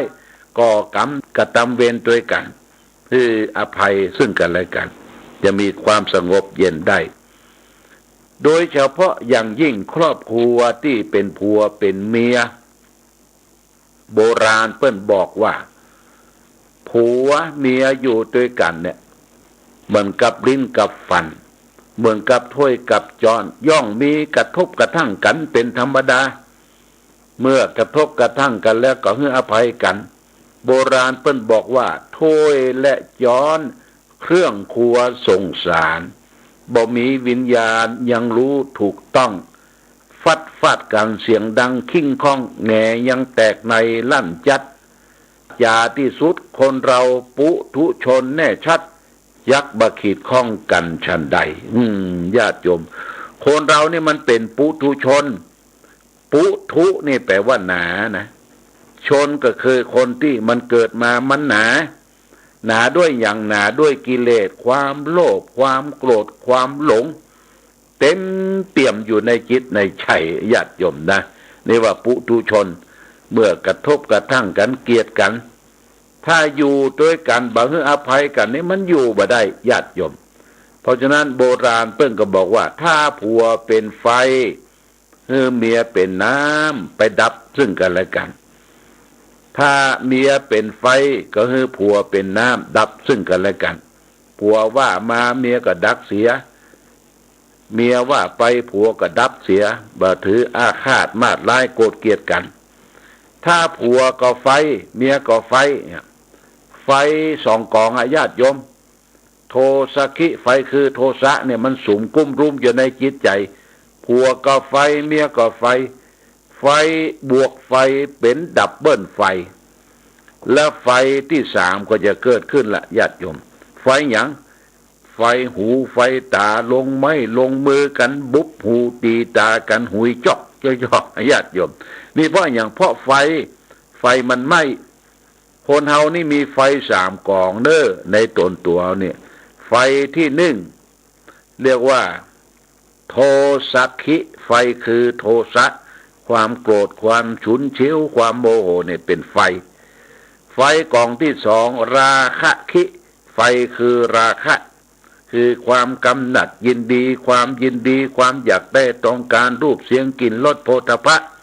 ในกามคุณเนี่ยไฟราคะไฟตัวที่สามโมหะคิไฟคือโมหะคือความหลงในกามคุณรูปเสียงกลิ่นรสโผฏฐัพพะหลงตัวเองหลงนั่นหลงนี้หลงตาคืนได้หลงจิตหลงใจคืนยากเพราะถูกโมหะเขาครอบงำเนี่ยญาติโยมไฟสามกองแต่ถ้าว่าเขาจะให้ไฟนี่ดับต้องมีธรรมะมาประพฤติปฏิบัติเช่นว่าไผขี้โกรธขี้เกลียดขี้โมโหโทโสต่อตนเองและคนอื่นเพื่อนพี่น้องหรือครอบครัวเดียวกันโกรธนักเบิ้ลคือเอาเมตตามาเจริญภาวนานะญาติโยมเวลาโกรธคือไผเนี่ยเมตตาเอาเมตตามาภาวนาจะฆ่าความโกรธเสียได้ความโกรธญาติโยมบดีเลยเป็นสนิมตราของโลกความโกรธเนี่ยเป็นไฟไหม้ตัวเองตัวเก่าต่อไปกิเลสตัวที่สองราคะคิไฟคือราคะคือความกำหนัดยินดีอยากต้องการรูปสวยรูปงามกินหอมเสียงเพราะเสียงสนอสดรสจืดรสเค็มรสอย่างนี้ถ้าบ่ชอบก็เดือดดาลถ้าชอบก็เป็นโมหะทุกสิ่งทุกอย่างเมื่อราคะเกิดขึ้นกับตนกับตัวเนี่ยราคะความกำหนัดเปิ้นให้พิจารณาอสุภะญาติโยมอสุภะคือมองคนอื่นเขามองตัวเองเป็นรังแห่งโรคภัยไข้เจ็บเป็นของสกปรกเป็นของเน่าของเฟะมองในรูปสวยรูปงามนี่นักปฏิบัติธรรมต้องมองอย่างนั้นเปิ้นแต่งตัวงามน้อยเปิ้นแต่งตัวพี่ลี่น้อยเข้าไม่ใครไปหยอกใครไปเข้าหาเปิ้นใครหูจักเปิ้นลาบลาก็จกมือถือมาถ่ายมากเม็ดแบบบางทีเปิ้นบ่อนุญาตปงปันให้ถ่ายรูปนะก็ได้รูปเปิ้นก็ไปแยงไปพอเนี่ยเรียกว่าร่วงละเมิดว่าญาติโยมประเด็นนี้มีกฎหมายเนี่ยร่วงละเมิดทางคอมพิวเตอร์จะเอารูปเปิ้นไปโพสต์ไปจ่ายไปบอกคือคนนั้นคนนี้นี่ต้องระมัดระวังการถ่ายรูปก็ดีการที่จะเอารูปเปิ้นมาดูมาใส่ในมือถือของเฮาในเครื่องวิดีโอของเฮาอย่างของเฮาเนี่ยญาติโยมบ่ได้ต้องรับอนุญาตก่อน เพราะฉะนั้นราคะคิไฟคือกำนัดยินดีเปิ้นฮึดทรมานร่างกายตนเองคือไปมองอสุภกรรมฐานไปมองดูซากศพติ๊กมาย้อนดูตัวเฮาว่าของทั้งหลายทั้งปวงเป็นของเน่าของเฟะบ่ควรยึดถือมั่นเป็นของตนของตัวยินดีสีขายกับรูปกับเสียงกับรสกับโผฏฐัพพะถูกต้องนั้นว่าสวยว่างามอย่างนี้เป็นต้นประการที่สามไฟตัวที่สามโมหะคิไฟคือโมหะโมหะคือความหลงญาติโยมหลงอย่างหลงในกามคุณห้าหลงรูปหลงเสียงหลงรสหลงโผฏฐัพพะหลงตัวหลงตนหลงอำนาจบาดใหญ่ลืมตัวเองตัวเก่าหลงบ่นับถือคนนั่นคนนี้เมื่อหลงอำนาจหลงตัวเก่าแหละแม้ว่าพ่อแม่ก็ยังบ่คัดนับถือนะญาติโยมนะอันนี้สำคัญเมื่อมีความหลงมันภาวนานี่ก็คือการทำจิตใจของตนเองให้สงบเมื่อสงบแล้วยกขึ้นสู่วิปัสสนาตัวรู้แจ้งเห็นจริงเกิดปัญญาขึ้นนี่เมื่อปัญญาขึ้นเขาก็จะไม่ได้หลงละญาติโยมเขาจะรู้แจ้งเห็นจริงในกองทุกข์ในกิเลสตัณหาที่มันมากระทบทางกายทางวาจาใจของเขานี่คือการที่เขาได้อภัยทานคืออาการภัยทานซึ่งกันและกันก็จะเป็นสิ่งหนึ่งสำหรับที่เขาได้ประพฤติปฏิบัติสิ่งแรกฝากไว้ญาติโยมในการทานเป็นฐานเบื้องต้นของชีวิตที่เราจะประพฤติปฏิบัติทานมีสามคืออามิสทานธรรมทานและอภัยทานจากทานแล้วสิ่งที่เขาจะต้องแสวงคือมีบุญกับตนกับตัวมีศีลญาติโยมศีลแปลว่าปกติกายปกติวาจาคนไหนมีศีลมีธรรมคนนั้นจะมีความสุขโดยเฉพาะอย่างยิ่งศีลห้าบาฆ่าสัตว์ตัดชีวิตบาลักเล็กขโมยน้อยยิบฉวยของคนอื่นบาประพฤติผิดในกามบากามุสาวาทพูดเท็จบาดื่มสุราอะไรไม่ไรเป็นเครื่องดองครองเมานี่คือถ้าเรามีศีลบริสุทธิ์นั้นบุญก็จะเกิดขึ้นศีละย่อมเป็นมูลแห่งนิพพานศีลเป็นรากเหง้าที่จะไปสู่ความสุขสงบได้คือนิพพานนี่เป็นข้อสองที่จะเกิดมีบุญคือศีลไมยบุญสำเร็จด้วยการรักษาศีลบุญประการที่สามคือภาวนาไมยบุญสำเร็จด้วยการเจริญภาวนาคือหมั่นสงบจิตใจของตนเองไหว้พระสวดมนต์แล้วญาติโยมก็มานั่งสงบเจริญสมาธิภาวนาหายใจเข้าพุทธก็ได้ธงชาติและเพลงชาติไทยเป็นสัญลักษณ์ของความเป็นไทยเราจงร่วมใจยืนตรงเคารพธงชาติด้วยความภาคภูมิใจในเอกราชและความเสียสละของบรรพบุรุษไทยประเทศไทยรวมและเชื้อชาติไทยเป็นประชารัฐผ้าไทยของไทยทุกส่วนอยู่ดำรงคงไว้ได้ทั้งมวลด้วยไทยล้วนหมายรักษาพังทินไทยนิรักสงบแต่ถึงรบไม่กล้าเอกราชจะไม่ให้ใครคุมขีสละเลือดทุกอย่างเป็นชาติทะเลถ้าโดนประเทศชาติไทยก็เวทีชัยชโย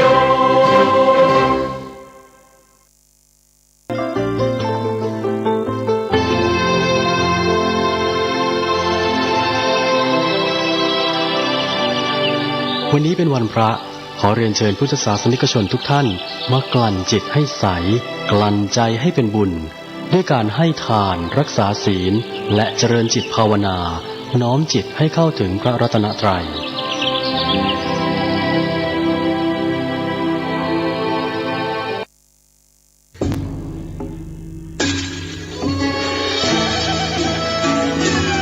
ขอเชิญพุทธศาสนิกชนทุกท่านร่วมทำบุญผ้าป่าสามัคคีและร่วมเป็นเจ้าภาพโรงทานในพิธีทำบุญ1 ทศวรรษ 10 ปีที่พักสงฆ์สถาบันธรรมาภิวัตรบ้านศพเตินตำบลศพปาดอำเภอแม่เมาะจังหวัดลำปางในวันที่ 17 สิงหาคม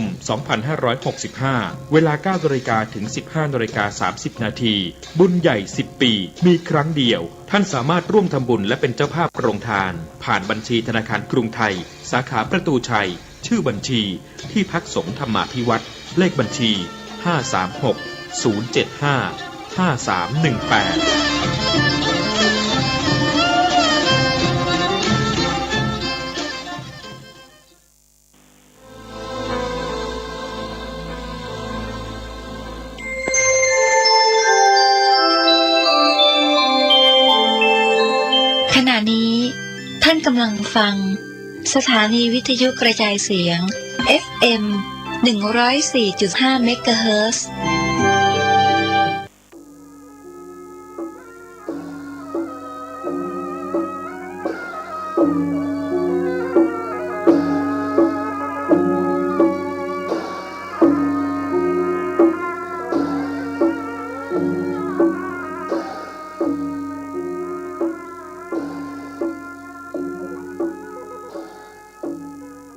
ขอยกมือ10 นิ้ว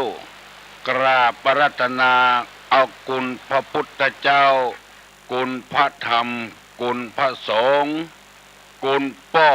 คุณแม่คุณครูบาอาจารย์ผู้ประสิทธิ์ประสาทวิชาความรู้คุณงามความดีที่ท่านผู้ฟังทั้งหลายได้กระทำบำเพ็ญไว้ในอดีตและกำลังจะทำปัจจุบันเสื้อวัดเสื้อวาเสื้อบ้านเสื้อเมืองพระสยามเทวาธิราชสิ่งศักดิ์สิทธิ์ทั้งหลายอันมีพระธาตุเจ้าดอยสุเทพและครูบาเจ้าศรีวิจัยนักบุญแห่งร้านนาไทยเป็นต้นขออาราธนาเชิญชวนมาปกปักรักษา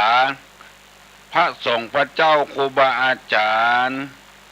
พ่อออกแม่ออกลูกหลานเหลนวงศาคณาญาติทั้งหลาย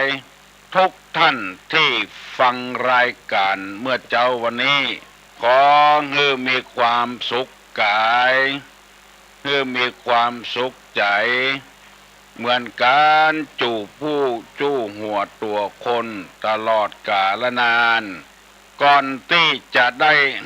ดำเนินรายการนี้ต่อไปขอเชิญชวนมวลท่านผู้ฟังทั้งหลายได้ไหว้พระ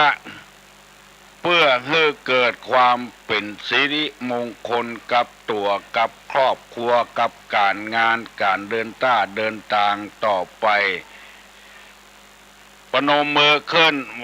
ว่าพร้อมกันเนออะระหังสัมมาสัมพุทโธภควา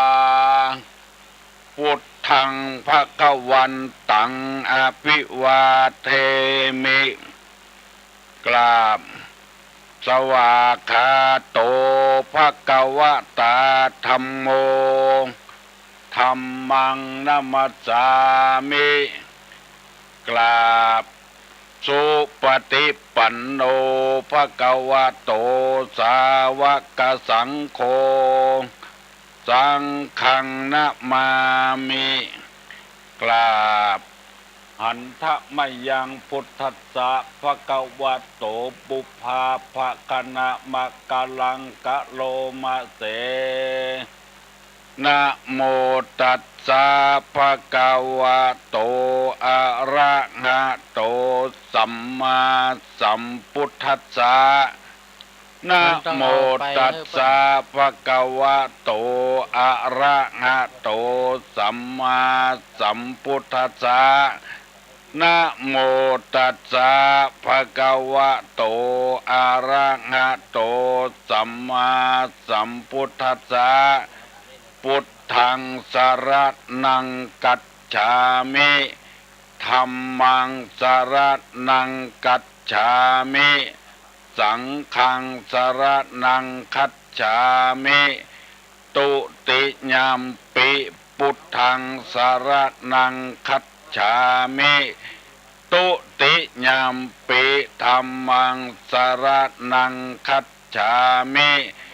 ตุติยามปิสังฆังสรณังคัจฉามิตติยามปิพุทธังสรณังคัจฉามิตติยามปิธัมมังสรณังคัจฉามิต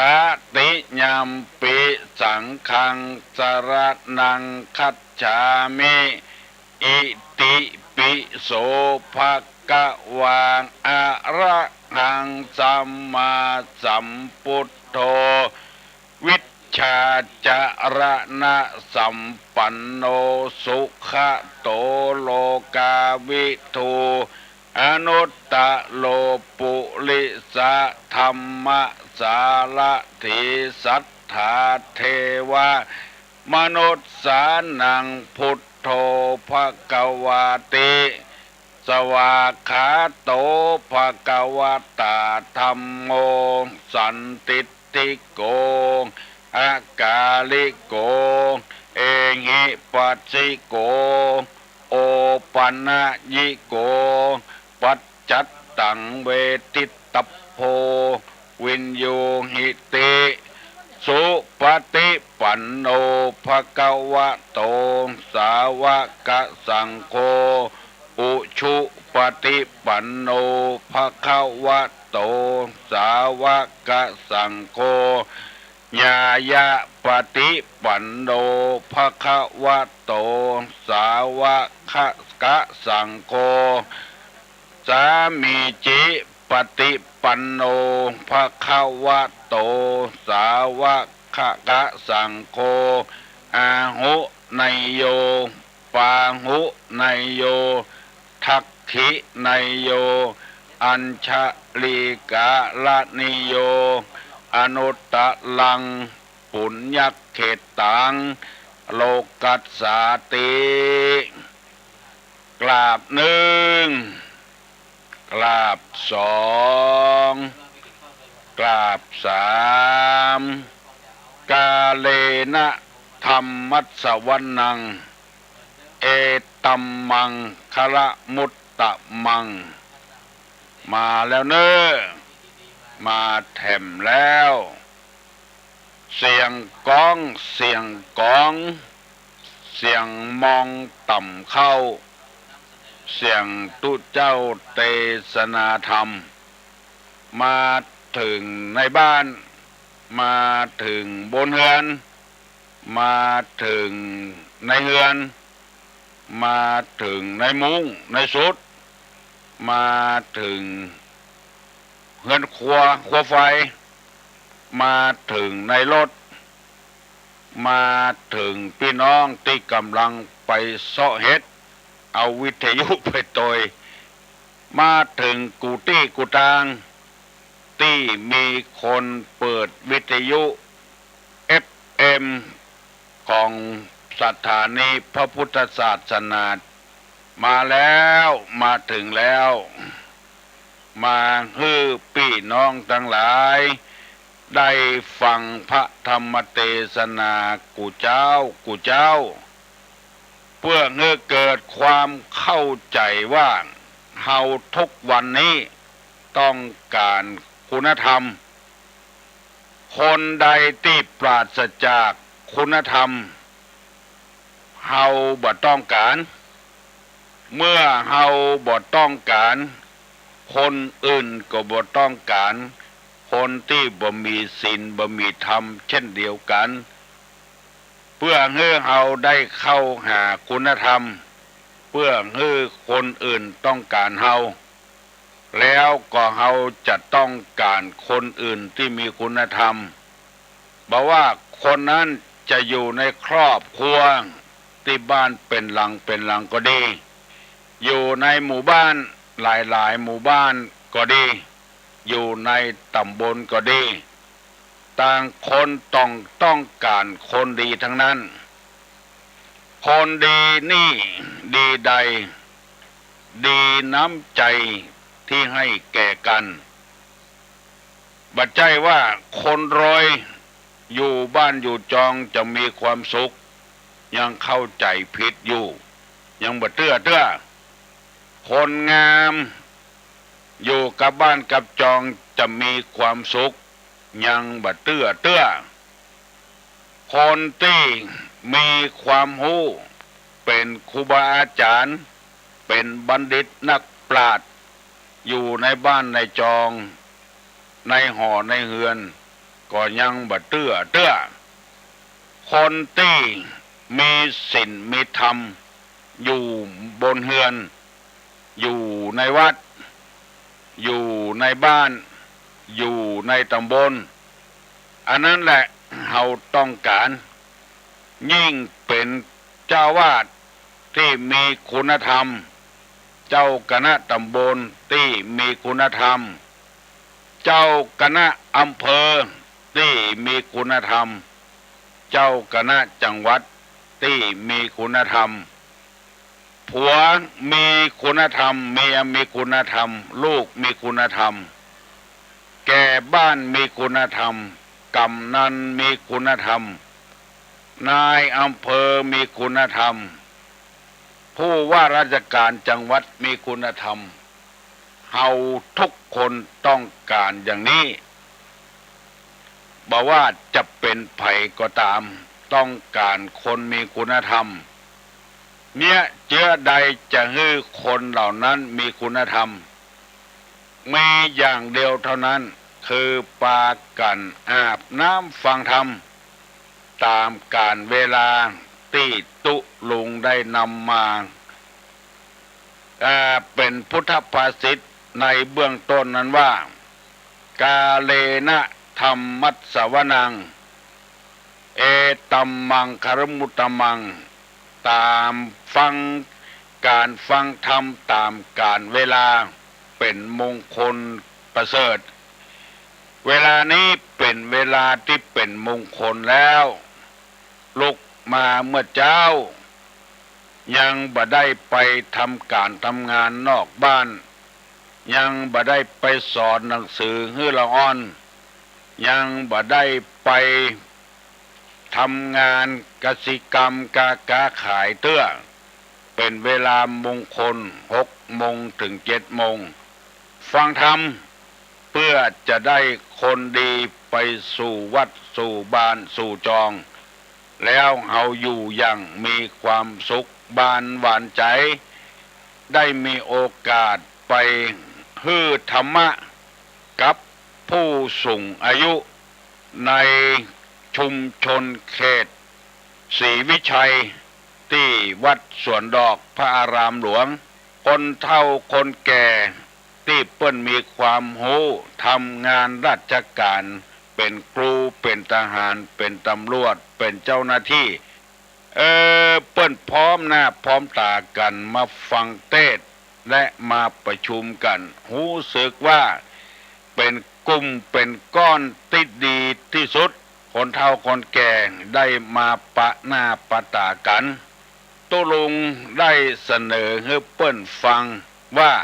คนเฮานั้นเมื่อใดจะสำเร็จความประสงค์สำเร็จความสุขในชีวิตสักเตื้อเท่าแก่มาแล้วก็ยังมีความทุกข์อกทุกข์ใจอยู่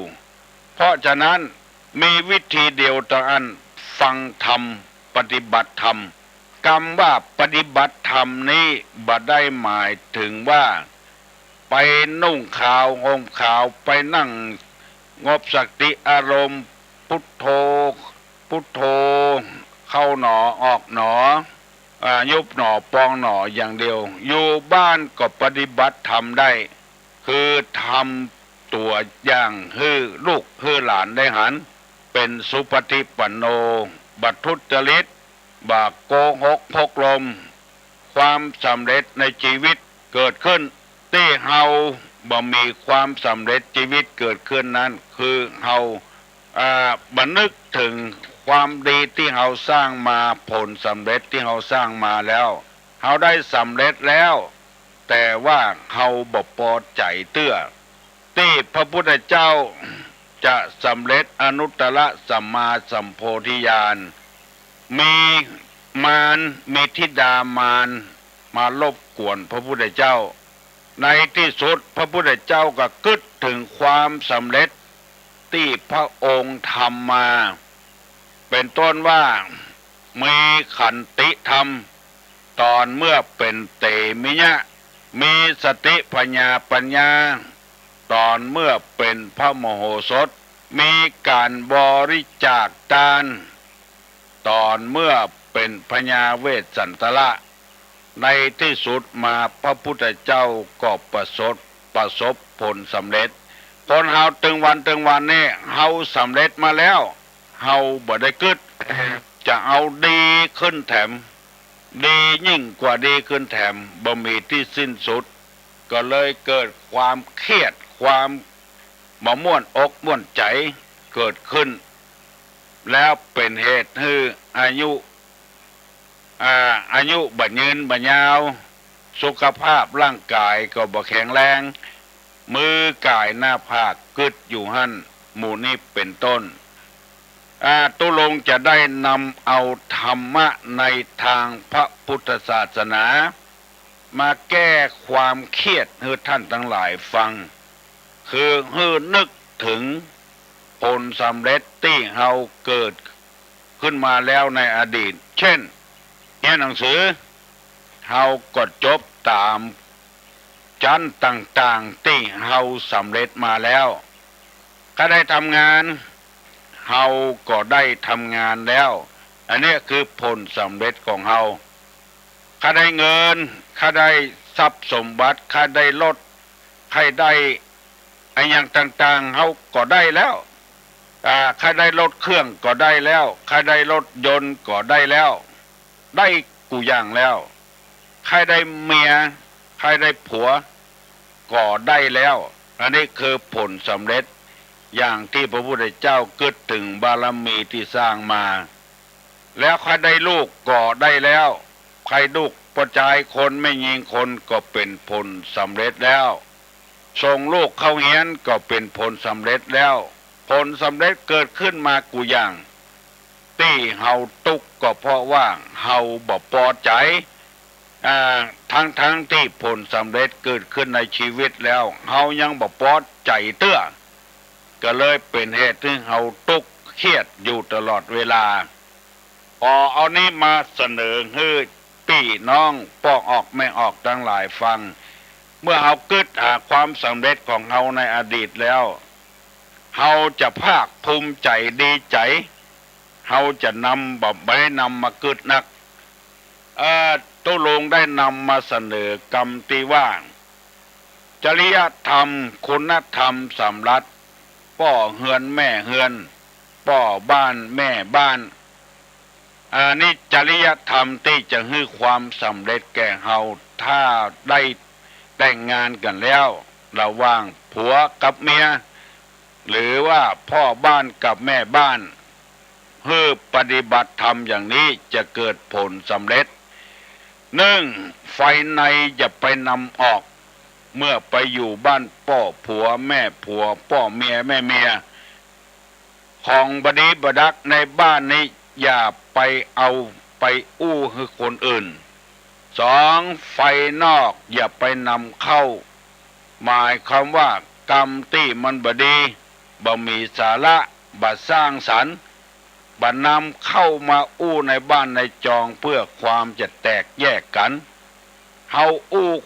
คนเดียวมันบ่ใจจะสุดจะเสี่ยงมันกระจายออกไปแถม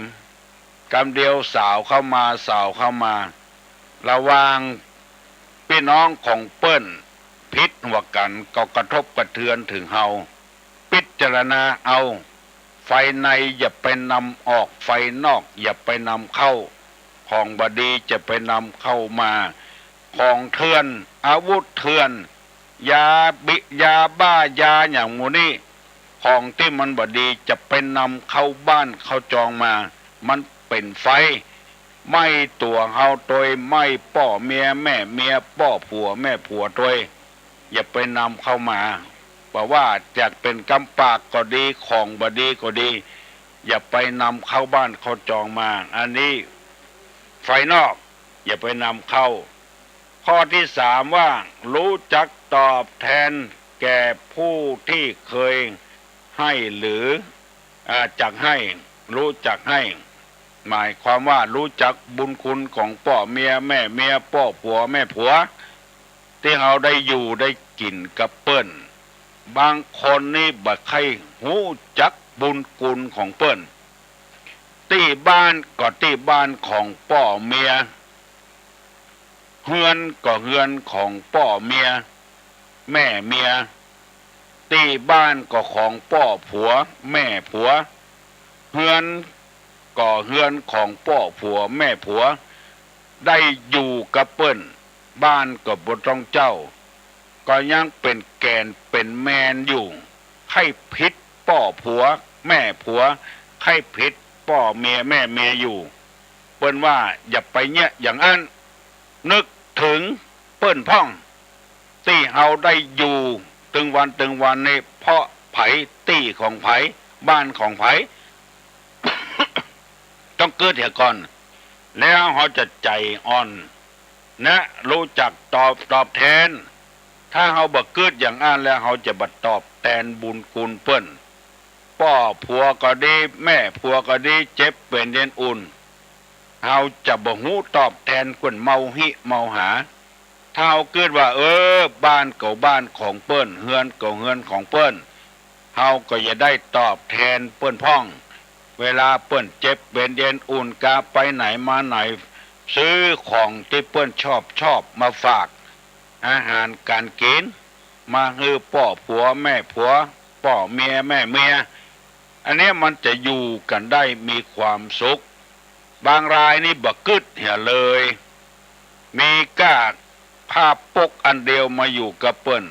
เมื่อโลนมาไข่เป็นสัตทะลูกับเปิ้นอันนี้อยู่จะบ่มีความสุขเป็นข้อที่สามที่ตุลงนำเสนอไปเมื่อวันก่อน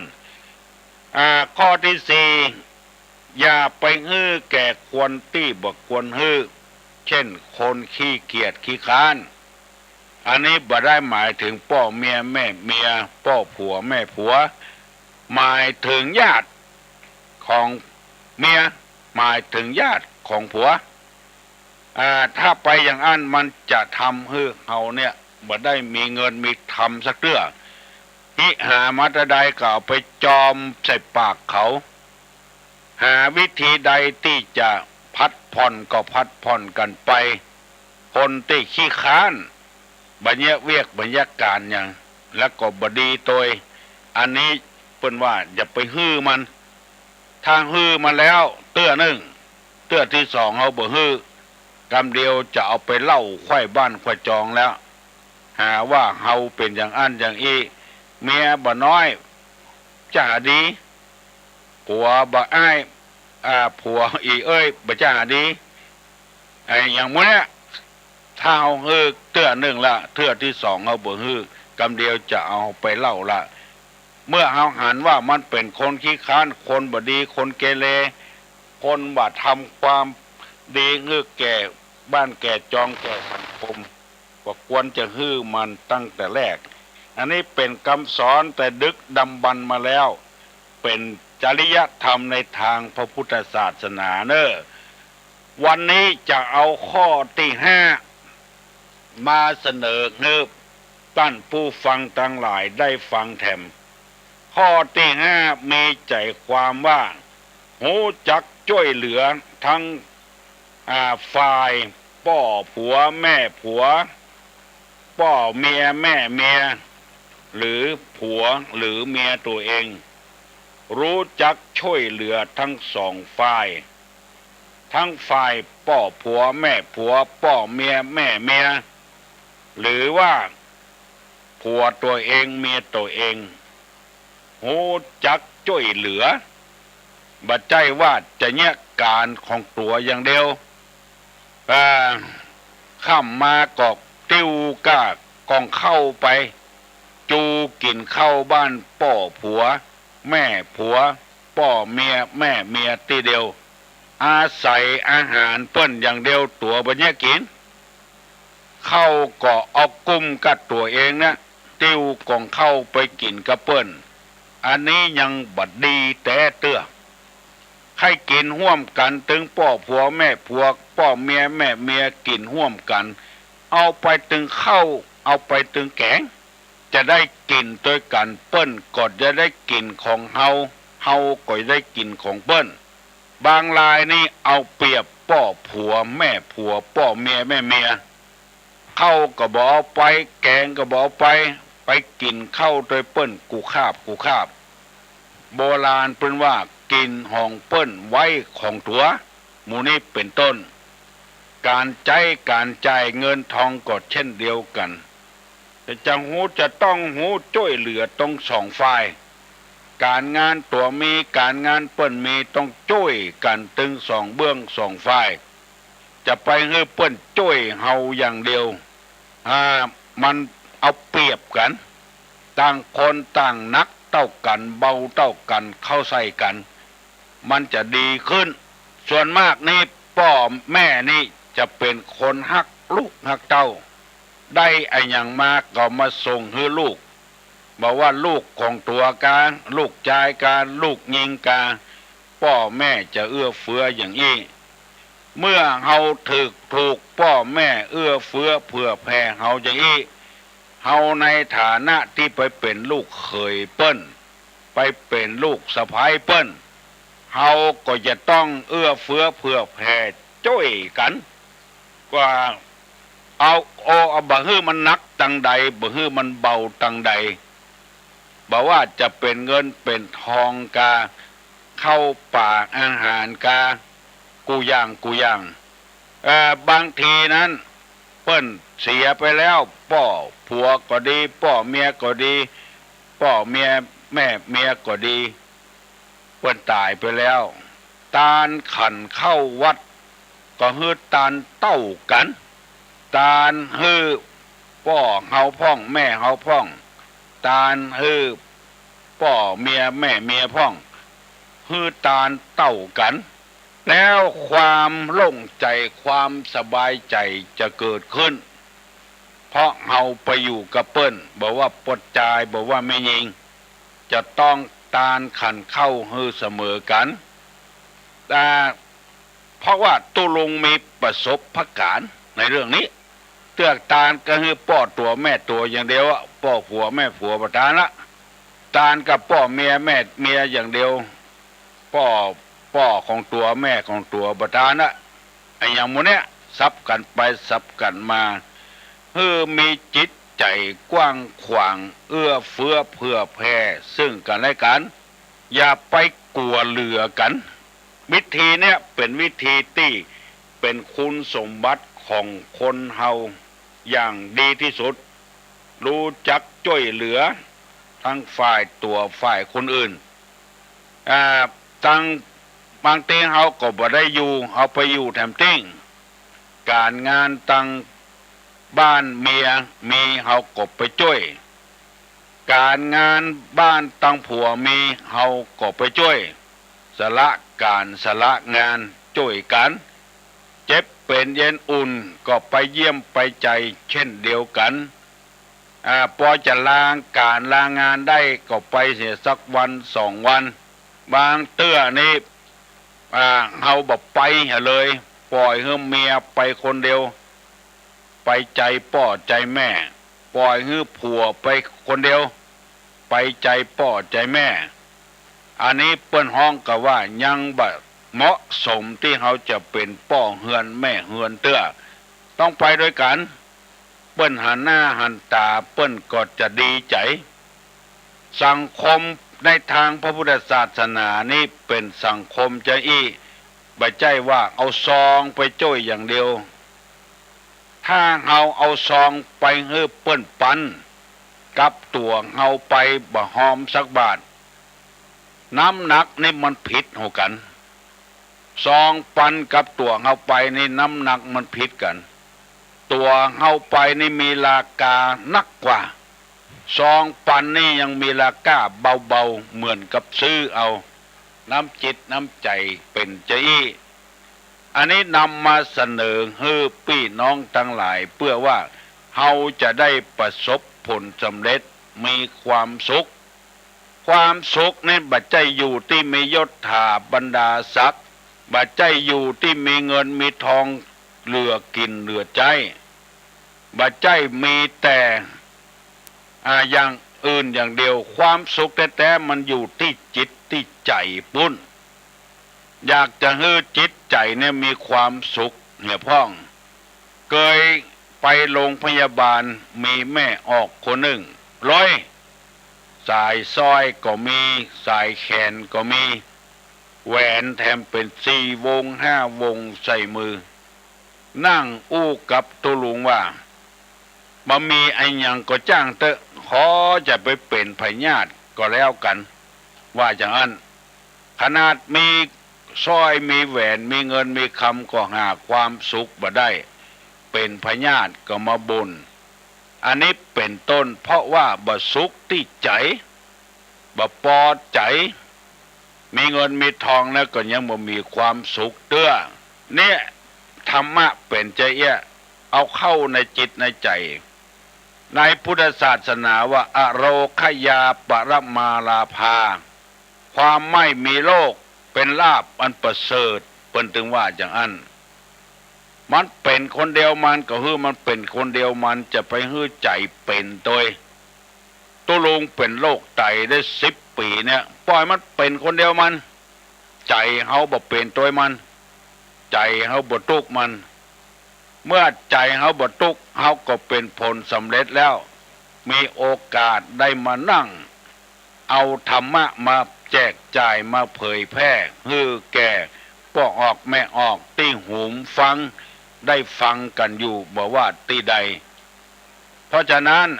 โยมทั้งหลายขอเมตตาท่านทั้งหลายจะไปฟังเบื่อฟังนายฟังก้ายในการฟังธรรมเตื้อบอกว่าไผก็ตามจะเป็นตู้เจ้าตนใดก็ตามเปิ้นออกวิทยุฮือฟังเปิ้นเป็นเจ้าคุณก็มีเป็นมหาก็มีเป็นจบปริญญาตรีโทเอกก็มีเปิ้นเล่าให้ฟังพิจารณาเหี่ยก่อนไปฟังว่าบ่ม่วนเสียงบ่ม่วนตอนนี้ไอ้หยังหมู่นี้เฮาไปฟังเบื่อเด้อฟังไปพิจารณาไปแล้วเฮาจะได้รู้ว่ามันเป็นแก่นเป็นสารใจอีเมื่อใดเฮาเกิดมาจะเป็นผลสำเร็จสักเตื้อบ่มีเด้อถ้าเฮายังบักกึดหาขี้เก่าขี้เดิมที่เฮาเป็นมาใครเป็นเน้นเฮาก็เป็นแล้วใครเป็นตุเจ้าเฮาก็ได้เป็นแล้วใครเป็นเจ้าอาวาสเฮาก็ได้เป็นแล้วใครเป็นหยังเฮาก็ได้เป็นสมปรารถนาแล้วอันนี้คือผลสำเร็จในชีวิตของเฮาที่เฮาบ่มีผลสำเร็จก็เพราะว่าเฮาบ่พอใจเตื้อจะเอายิ่งขึ้นไปเพื่อปฏิบัติตามหลักพระพุทธเจ้าดีกว่าที่ว่าพญาอินทร์ดิษฐ์ซึ่งให้ฟังเข่งล้ำไปก็บ่ม่วนญาณล้ำไปก็บ่ม่วนเอาหมอกสายกลางเนี่ยมาหมอกเส้นกลางเนี่ยมันม่วนคนเฮาจะไปเข่งคัดลำไปจะหาความสุขได้เมื่อใด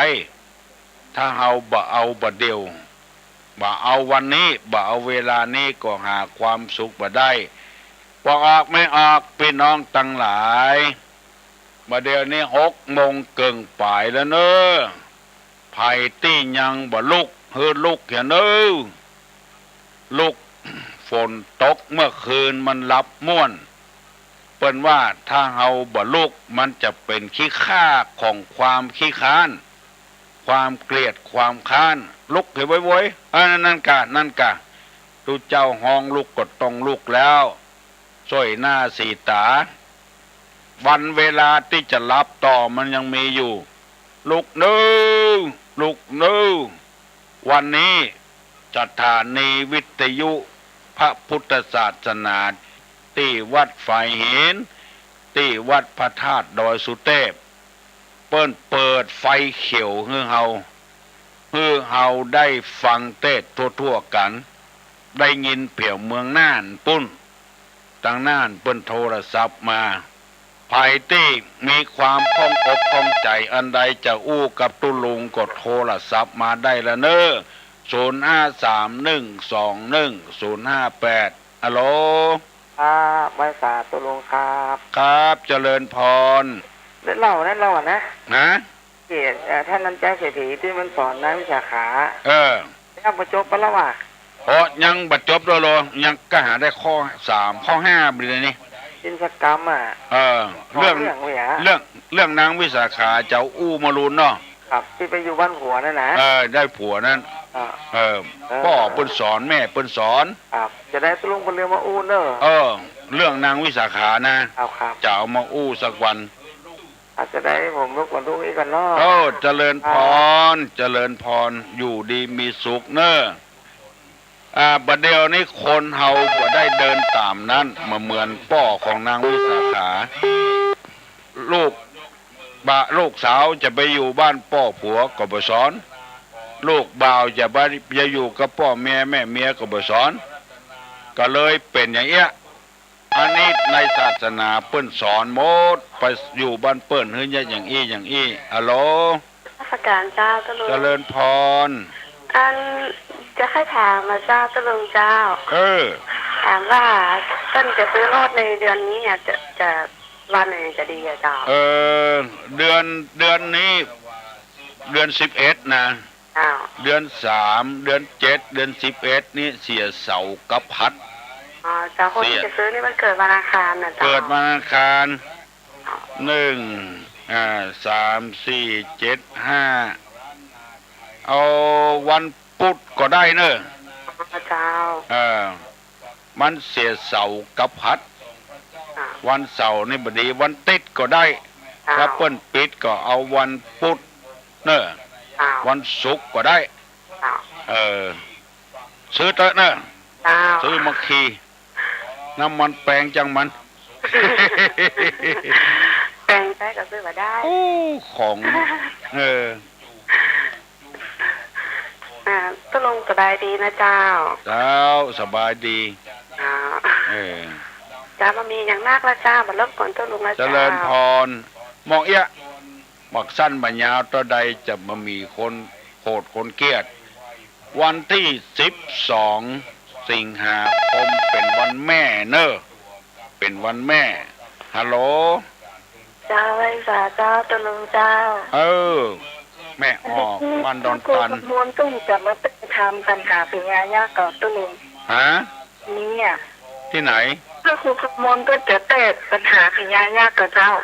บัดได้ยินเปิ้นว่าจะได้นะถ้าเปิ้นจะเตะกำเดียวเปิ้นอย่ามาบอกเนาะอยู่บ้านฟังเหรอชอบเจ้าตะลุงชอบแหละชอบฟังกันเดียวเปิ้นอย่ามาบอกละมันอยู่ใกล้นี่เนาะแล้ววันนี้ต้องขอตอบปัญหาปางมอนที่ถามไว้แต่ว่าเจ้าตะลุงถามว่าต้นไม้32เดือนคือต้นไหนอย่างเพิ่นถามมาไว้แล้วเวลาหมดอีกก่อนเนาะขอตอบว่าต้นมะม่วงเจ้าตะลุงมะม่วง3ปีม่วง3ปีเนาะ12 3 36ก่อนลูกถูกมันขอเนาะได้ก็แล้วกันจ้าเจริญพรบะสั้นบะยาวดีวันที่12สิงหาคมฮัลโหลมาแล้วดีใจนึกว่าบอกปิดหลายวันบอกดีใจแท้ๆตะลุงเจ้าไปสาตะลุงเจ้าเนอะบ้านปะแกเจ้าสยโยคำแสลงสีพูนคำแสลงเจ้าคำแสลงเจ้าตำบลนิมเปงอำเภอเมืองจังหวัดลำพูนเจ้าบ้านปะแกเจ้าบ้านปะแกบ้านเลขที่37โหเลยก็มีนะเจ้านะครับระเนอร์เจ้าขอบคุณอนุโมทนาไหวสาตุลุงนะเจ้ายาวกว่าเป็นจังโหตอนนี้นะเจ้าไหวสาตุลุงเจ้าเจริญพรโกเปิ่นจังโหบ้านปะแกอู่ยาวกำได ฮัลโหลนมัสการเจ้าโอ้เสียงม่วนเสียงชัดเจนก่อชัดเจนเลยเจ้าอ๋อดีแล้วทำงานตัวก็แกว่งหัวไปตัวต้องโสหาขึ้นนะเจ้าเพราะว่าจานดาวเทียมมันมีหลังคานี่มันก็เลยรบกวนกันเจ้าจะไปไหนกันนี่ก็ส่งข่าวก่อนเรื่องแน่สักหน่อยบอกให้ส่งข่าวนะใช่ค่ะคนเปิ้นว่ามีใครก็จะไปกราบนมัสการให้เจ้ามาให้บดีบอกให้ไปที่ไหนนะใครเทศในวิทยุเนี่ยเนี่ยมันบอกไปไหนนะต้องส่งข่าวเตะได้ป่าได้พบกันมั่งถ้าอยากได้บรรลุกวนแล้วเจ้า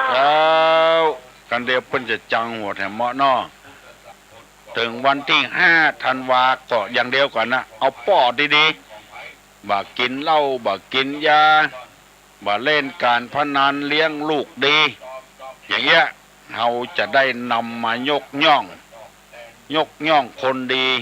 ตีคนชั่วบ่ให้มันเกิดกับบ้านกับจองฮัลโหล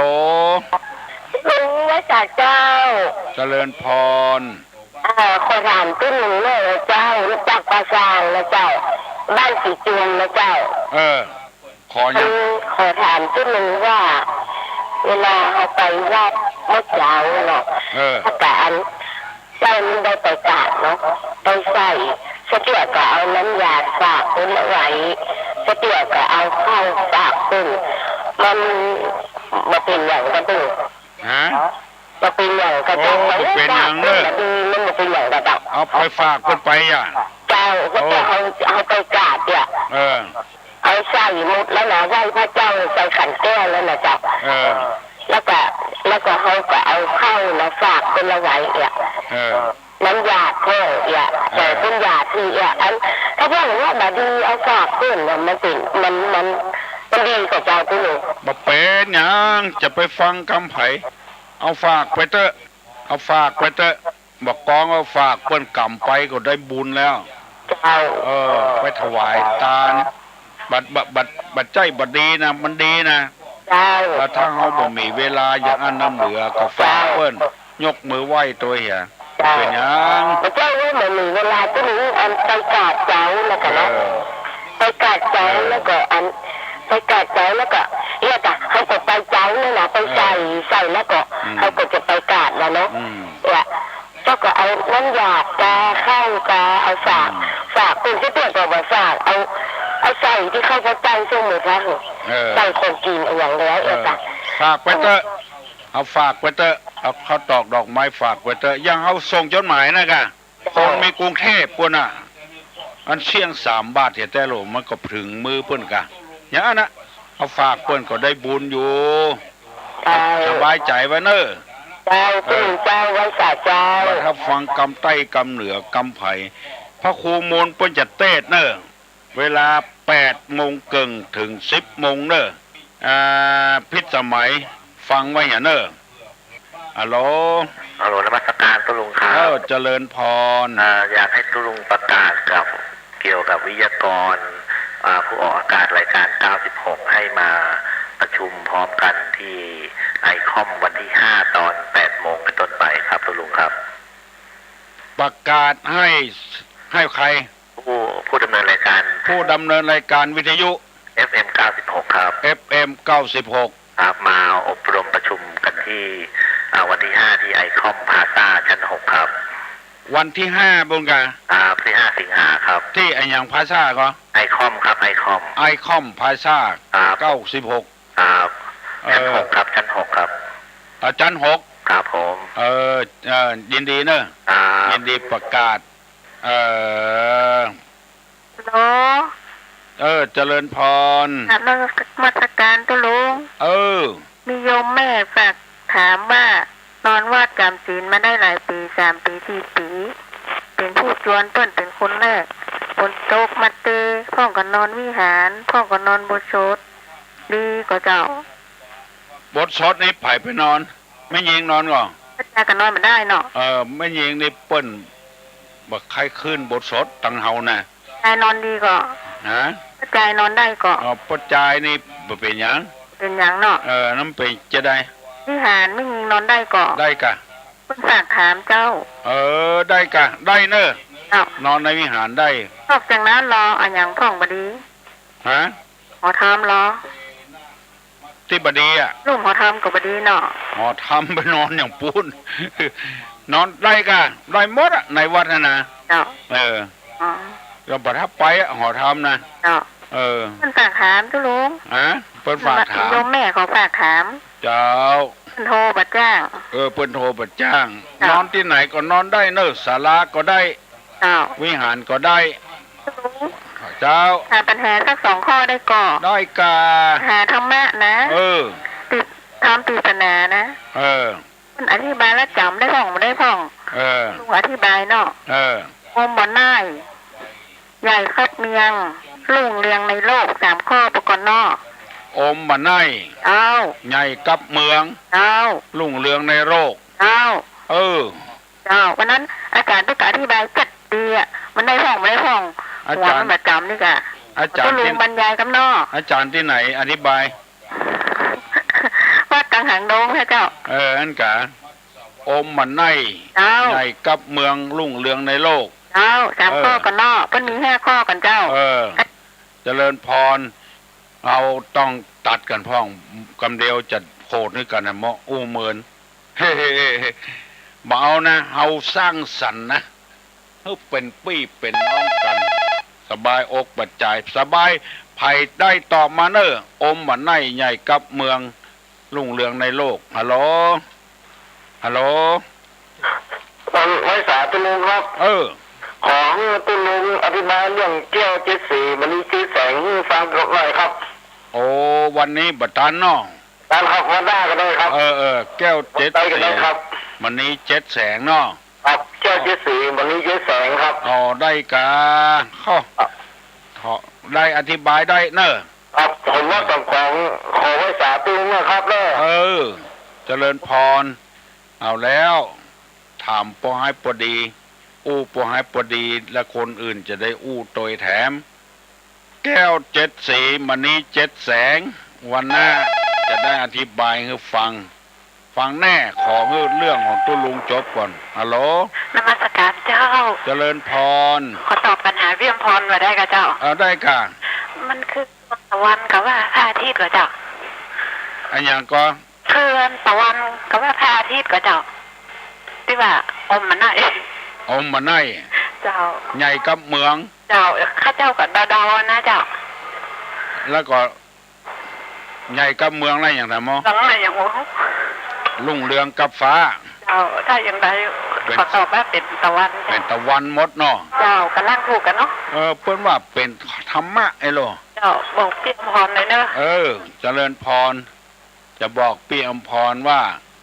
เพิ่นตอบมาว่าเป็นตะวันถูกบ่ถูกบ่ฮู้ฮัลโหลภาษาครับถามปัญหาครับบุคคลที่หายากมีกี่อย่างครับยินดีเนอะบุคคลหาได้ยากมีกี่อย่างติดตัดนะเพราะว่าวิทยุมันดังวิคนอื่นเปิ้นเดือดก็เลยตัดไปก่อนบุคคลหาได้ยากมีกี่อย่างโอ้วันนี้มีกับปัญหาเนอะใครตอบได้ตอบเอ้าบุคคลหาได้ยากมีกี่อย่างฮัลโหลเอาไว้สาเจ้าเอาปัญหาเจ้าบุคคลที่หาได้ยากมีอยู่2 อย่างด้วยกันคือ1บุพการี2กตัญญูกตถูกต้องเนอะเจริญพรเก่งมากพิสมัยนี้เป็นคนเก่งประจำปี49บุคคลหาได้ยากมี2 อย่างคือบุพการีกับกตัญญูกตเวทีพ่อแม่เลี้ยงมาเลี้ยงใบลังบอดบ่ตอบแทนบุญคุณของพ่อของแม่บางคนนั้นพ่อแม่บ่ได้เลี้ยงเท่าใดโถซ้ำดีเหลือเปิ้นก่อนมาตอบแทนบุญคุณของพ่อของแม่เปิ้นว่านี่คำว่าหาได้ยากนี่คือมันจะตอบแทนกันเนี่ยยากคือมันเต้ากันนี่มันยากอย่างพระพุทธเจ้าสอนเฮาเนี่ยดีแต่ดีว่าแต่เฮาบ่ได้ปฏิบัติตามคำสอนของพระพุทธเจ้าบางคน ถือศาสนาอื่นปิกมาถือศาสนาพุทธก็มีทั้งที่บ่ได้อบรมตั้งแต่น้อยๆมาอันเนี้ยหาได้ยากบุพการีกับกตัญญูกตเวทีฮัลโหลเจ้ามาสักการเจ้าวันนี้ได้ฟังแล้วลูกน่ากะอย่างนั้นมันเหมือนใจกูย่างไปแป๊บบ่ได้เขี้ยวกับลิ้นยังคบกันวันใดได้ฟังตัวลุงน่ะมันม่วนนะนั่นกะเจ้าโอ้ยินดีเนอะไม่ออกเนอะอันเป็นยาทิพย์ฉลมน้ำใจของตุลุงถ้าว่าม่วนนี่ก็ดีใจเจ้าของฟังผลสวดเจ้าม่วนตัวเข้าใจตัวเนาะเจ้ามาสการเจ้าเจริญพรเจ้าบ่เมินอย่างเงี้ยดีจะได้เข้าใจไผก็ใครกับตัวลูกตัวตุลุงแบ่งกันฮัลโหล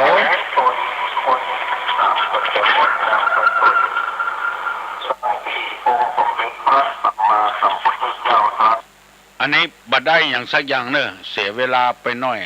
เกินนาทีอันใหม่มาว่าจะได้จะไปเสียอกเสียใจอย่างเนอะฮัลโหลสวัสดีครับลุงสวัสดีเนอะตั้งไม่แต่งนี่เสียงมาแต่แค่ได้ยินทีอย่างอันหาดังภาษาเสียงแต่ก็ดังน้อยดีว่ะครับแต่งไปนะมันชัดหรอครับลองเลื่อนไปมันชัดๆหรอครับผมเจริญพรเนอะมอกพอหายพอดีเนี่ยคนใดก็ใครกดตุลุงว่ะเป็นว่านะถ้ายาวเปิ้นก็บ่ได้ตัวฮัลโหลกับนมัสการเจ้าเจริญพรตุลุงเจ้าขอตุลุงเพื่อประกาศโดยเพราะว่าตะวันนี้ข้าเจ้าฟังข่าวที่ว่ามันมีเหมือนกระเทยแต่งตัวเป็นหมอแล้วก็เข้าไปรักษาตุเจ้าเท่านะอายุไป90ปวดแต่งสารปวดฉีดยาเปิ้นนะท่านฉีดยาเปิ้นแล้วก็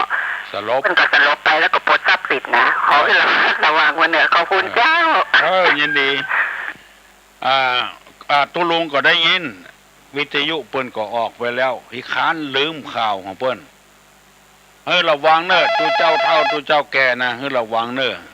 ฮัลโหลครับรายงานการ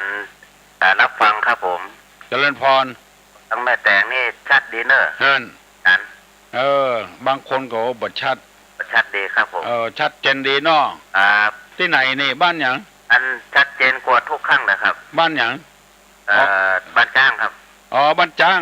ครับผมผู้บาโตเนาะชัดแล้วเดี๋ยวนี้ชัดเจนกว่าทุกครั้งครับครับรู้สึกว่าเสียงมันดังชัดเจนดีครับดีนะเนอะผมรายงานครับสวัสดีครับบ้านจ้างเพิ่นได้ยินจัดดีเมืองกืดก็ได้ยินจัดดีเมืองกืดนะได้ยินข่าวเนอะบางตี้ก็บ่ได้บางตี้ก็ได้ที่ไหนชัดเพิ่นไปลุมฟังกันนั่งคนเท่าดีเนอะพวกออกไม่ออกบ้านเมืองกืดฮัลโหลบ้านปะติ้วเจ้าบ้านปะติ้วเจ้าบ้านปะติ้วแม่เลมเนี่ยมาเอาที่ตุลงในบ่ไปมาแวะเอาเนอะเจ้าไปเจ้าเนาะไปตั้งเหนือเดี๋ยวฝากไว้วัดก็ได้นะเจ้าการเจ้าเจริญพรฮัลโหลเจ้า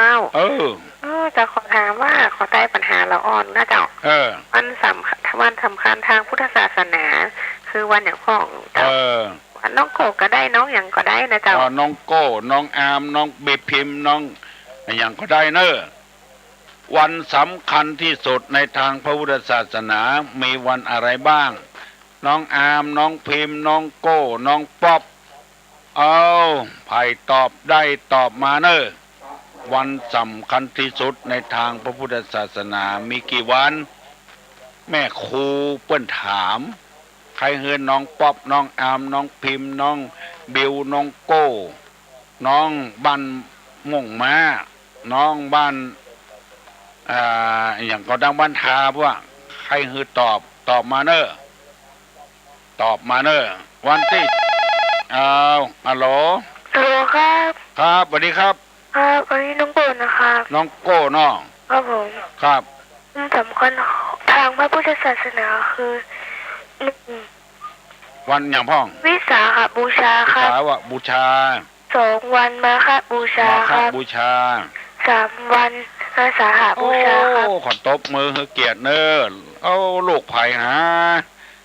พ่อแม่เพิ่นจะมาดีอกดีใจตัวน้องโก้เก่งแต่วันสำคัญที่สุดมีอยู่3 วันวิสาขะเป็นวันตรัสรู้พระอนุตตรสัมมาสัมโพธิญาณมาฆะเป็นวันพระพุทธเจ้าประกาศธรรมอาสาฬหะเป็นวันได้พระสงฆ์ขึ้นคนแรกในโลกฮัลโหล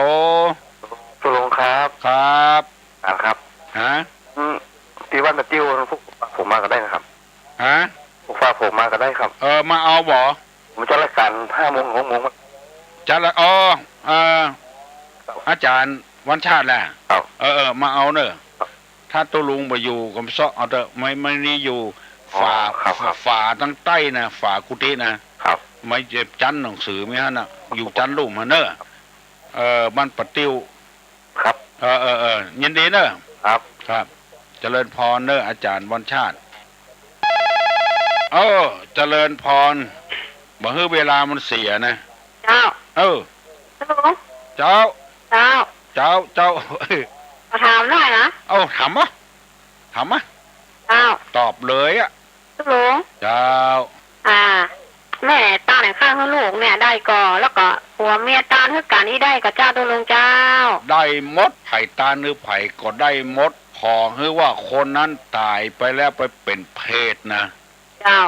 ได้หมดเลยไผ่ตาหรือไผ่เกี่ยวกันนะตัวลุงเนาะลูกตาเนื้อแม่ตาเนื้อลูกเมียตาเนื้อผัวตาเนื้อเมียได้หมดเราจะรู้ว่าเจ้าบ้านเป็นว่าบดีนั้นเพราะว่ามันจังพิษหัวกันผัวไม่ขางผัวเก่าที่ตายไปแล้วมันพอตายไปแล้วมึงตานเข้ามันอย่างแบ่งความฮักไปให้ผัวเก่ามันคนมัน ที่ว่ามันบดีมันจังพิษหัวกันพอใจไปเดียวนี้บอกว่าอย่างละไผ่แค่ตานที่ไหนก็ตานเนาะเจ้าเปลี่ยนอย่างนั้นตะลุงเนาะเจ้าเข้าใจแล้วขอบคุณเจ้าเข้าใจก่อนเจ้า ยกมือไหว้เนอะตุลุงอย่าปั่นปอนแล้วสัพปีติโยวิวัจจันตุสัพพะโรโควินาศตุมาเตภวะตวันตะลาโยสุขีตีคาโยโกภวะอภิวาทนาสิลิสนิจังวุธาปัจจายโนจัตตาโลธรรมาวัฏันติอายุวันโนสุขังพลัง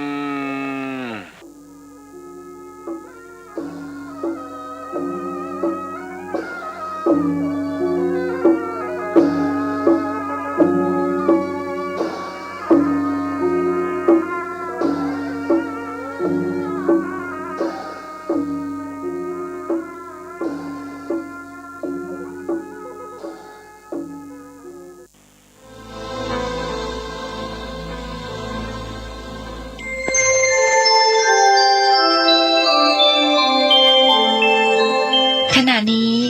ท่านกำลังฟังสถานีวิทยุกระจายเสียงพระพุทธศาสนา FM 104.5 เมกะเฮิรตซ์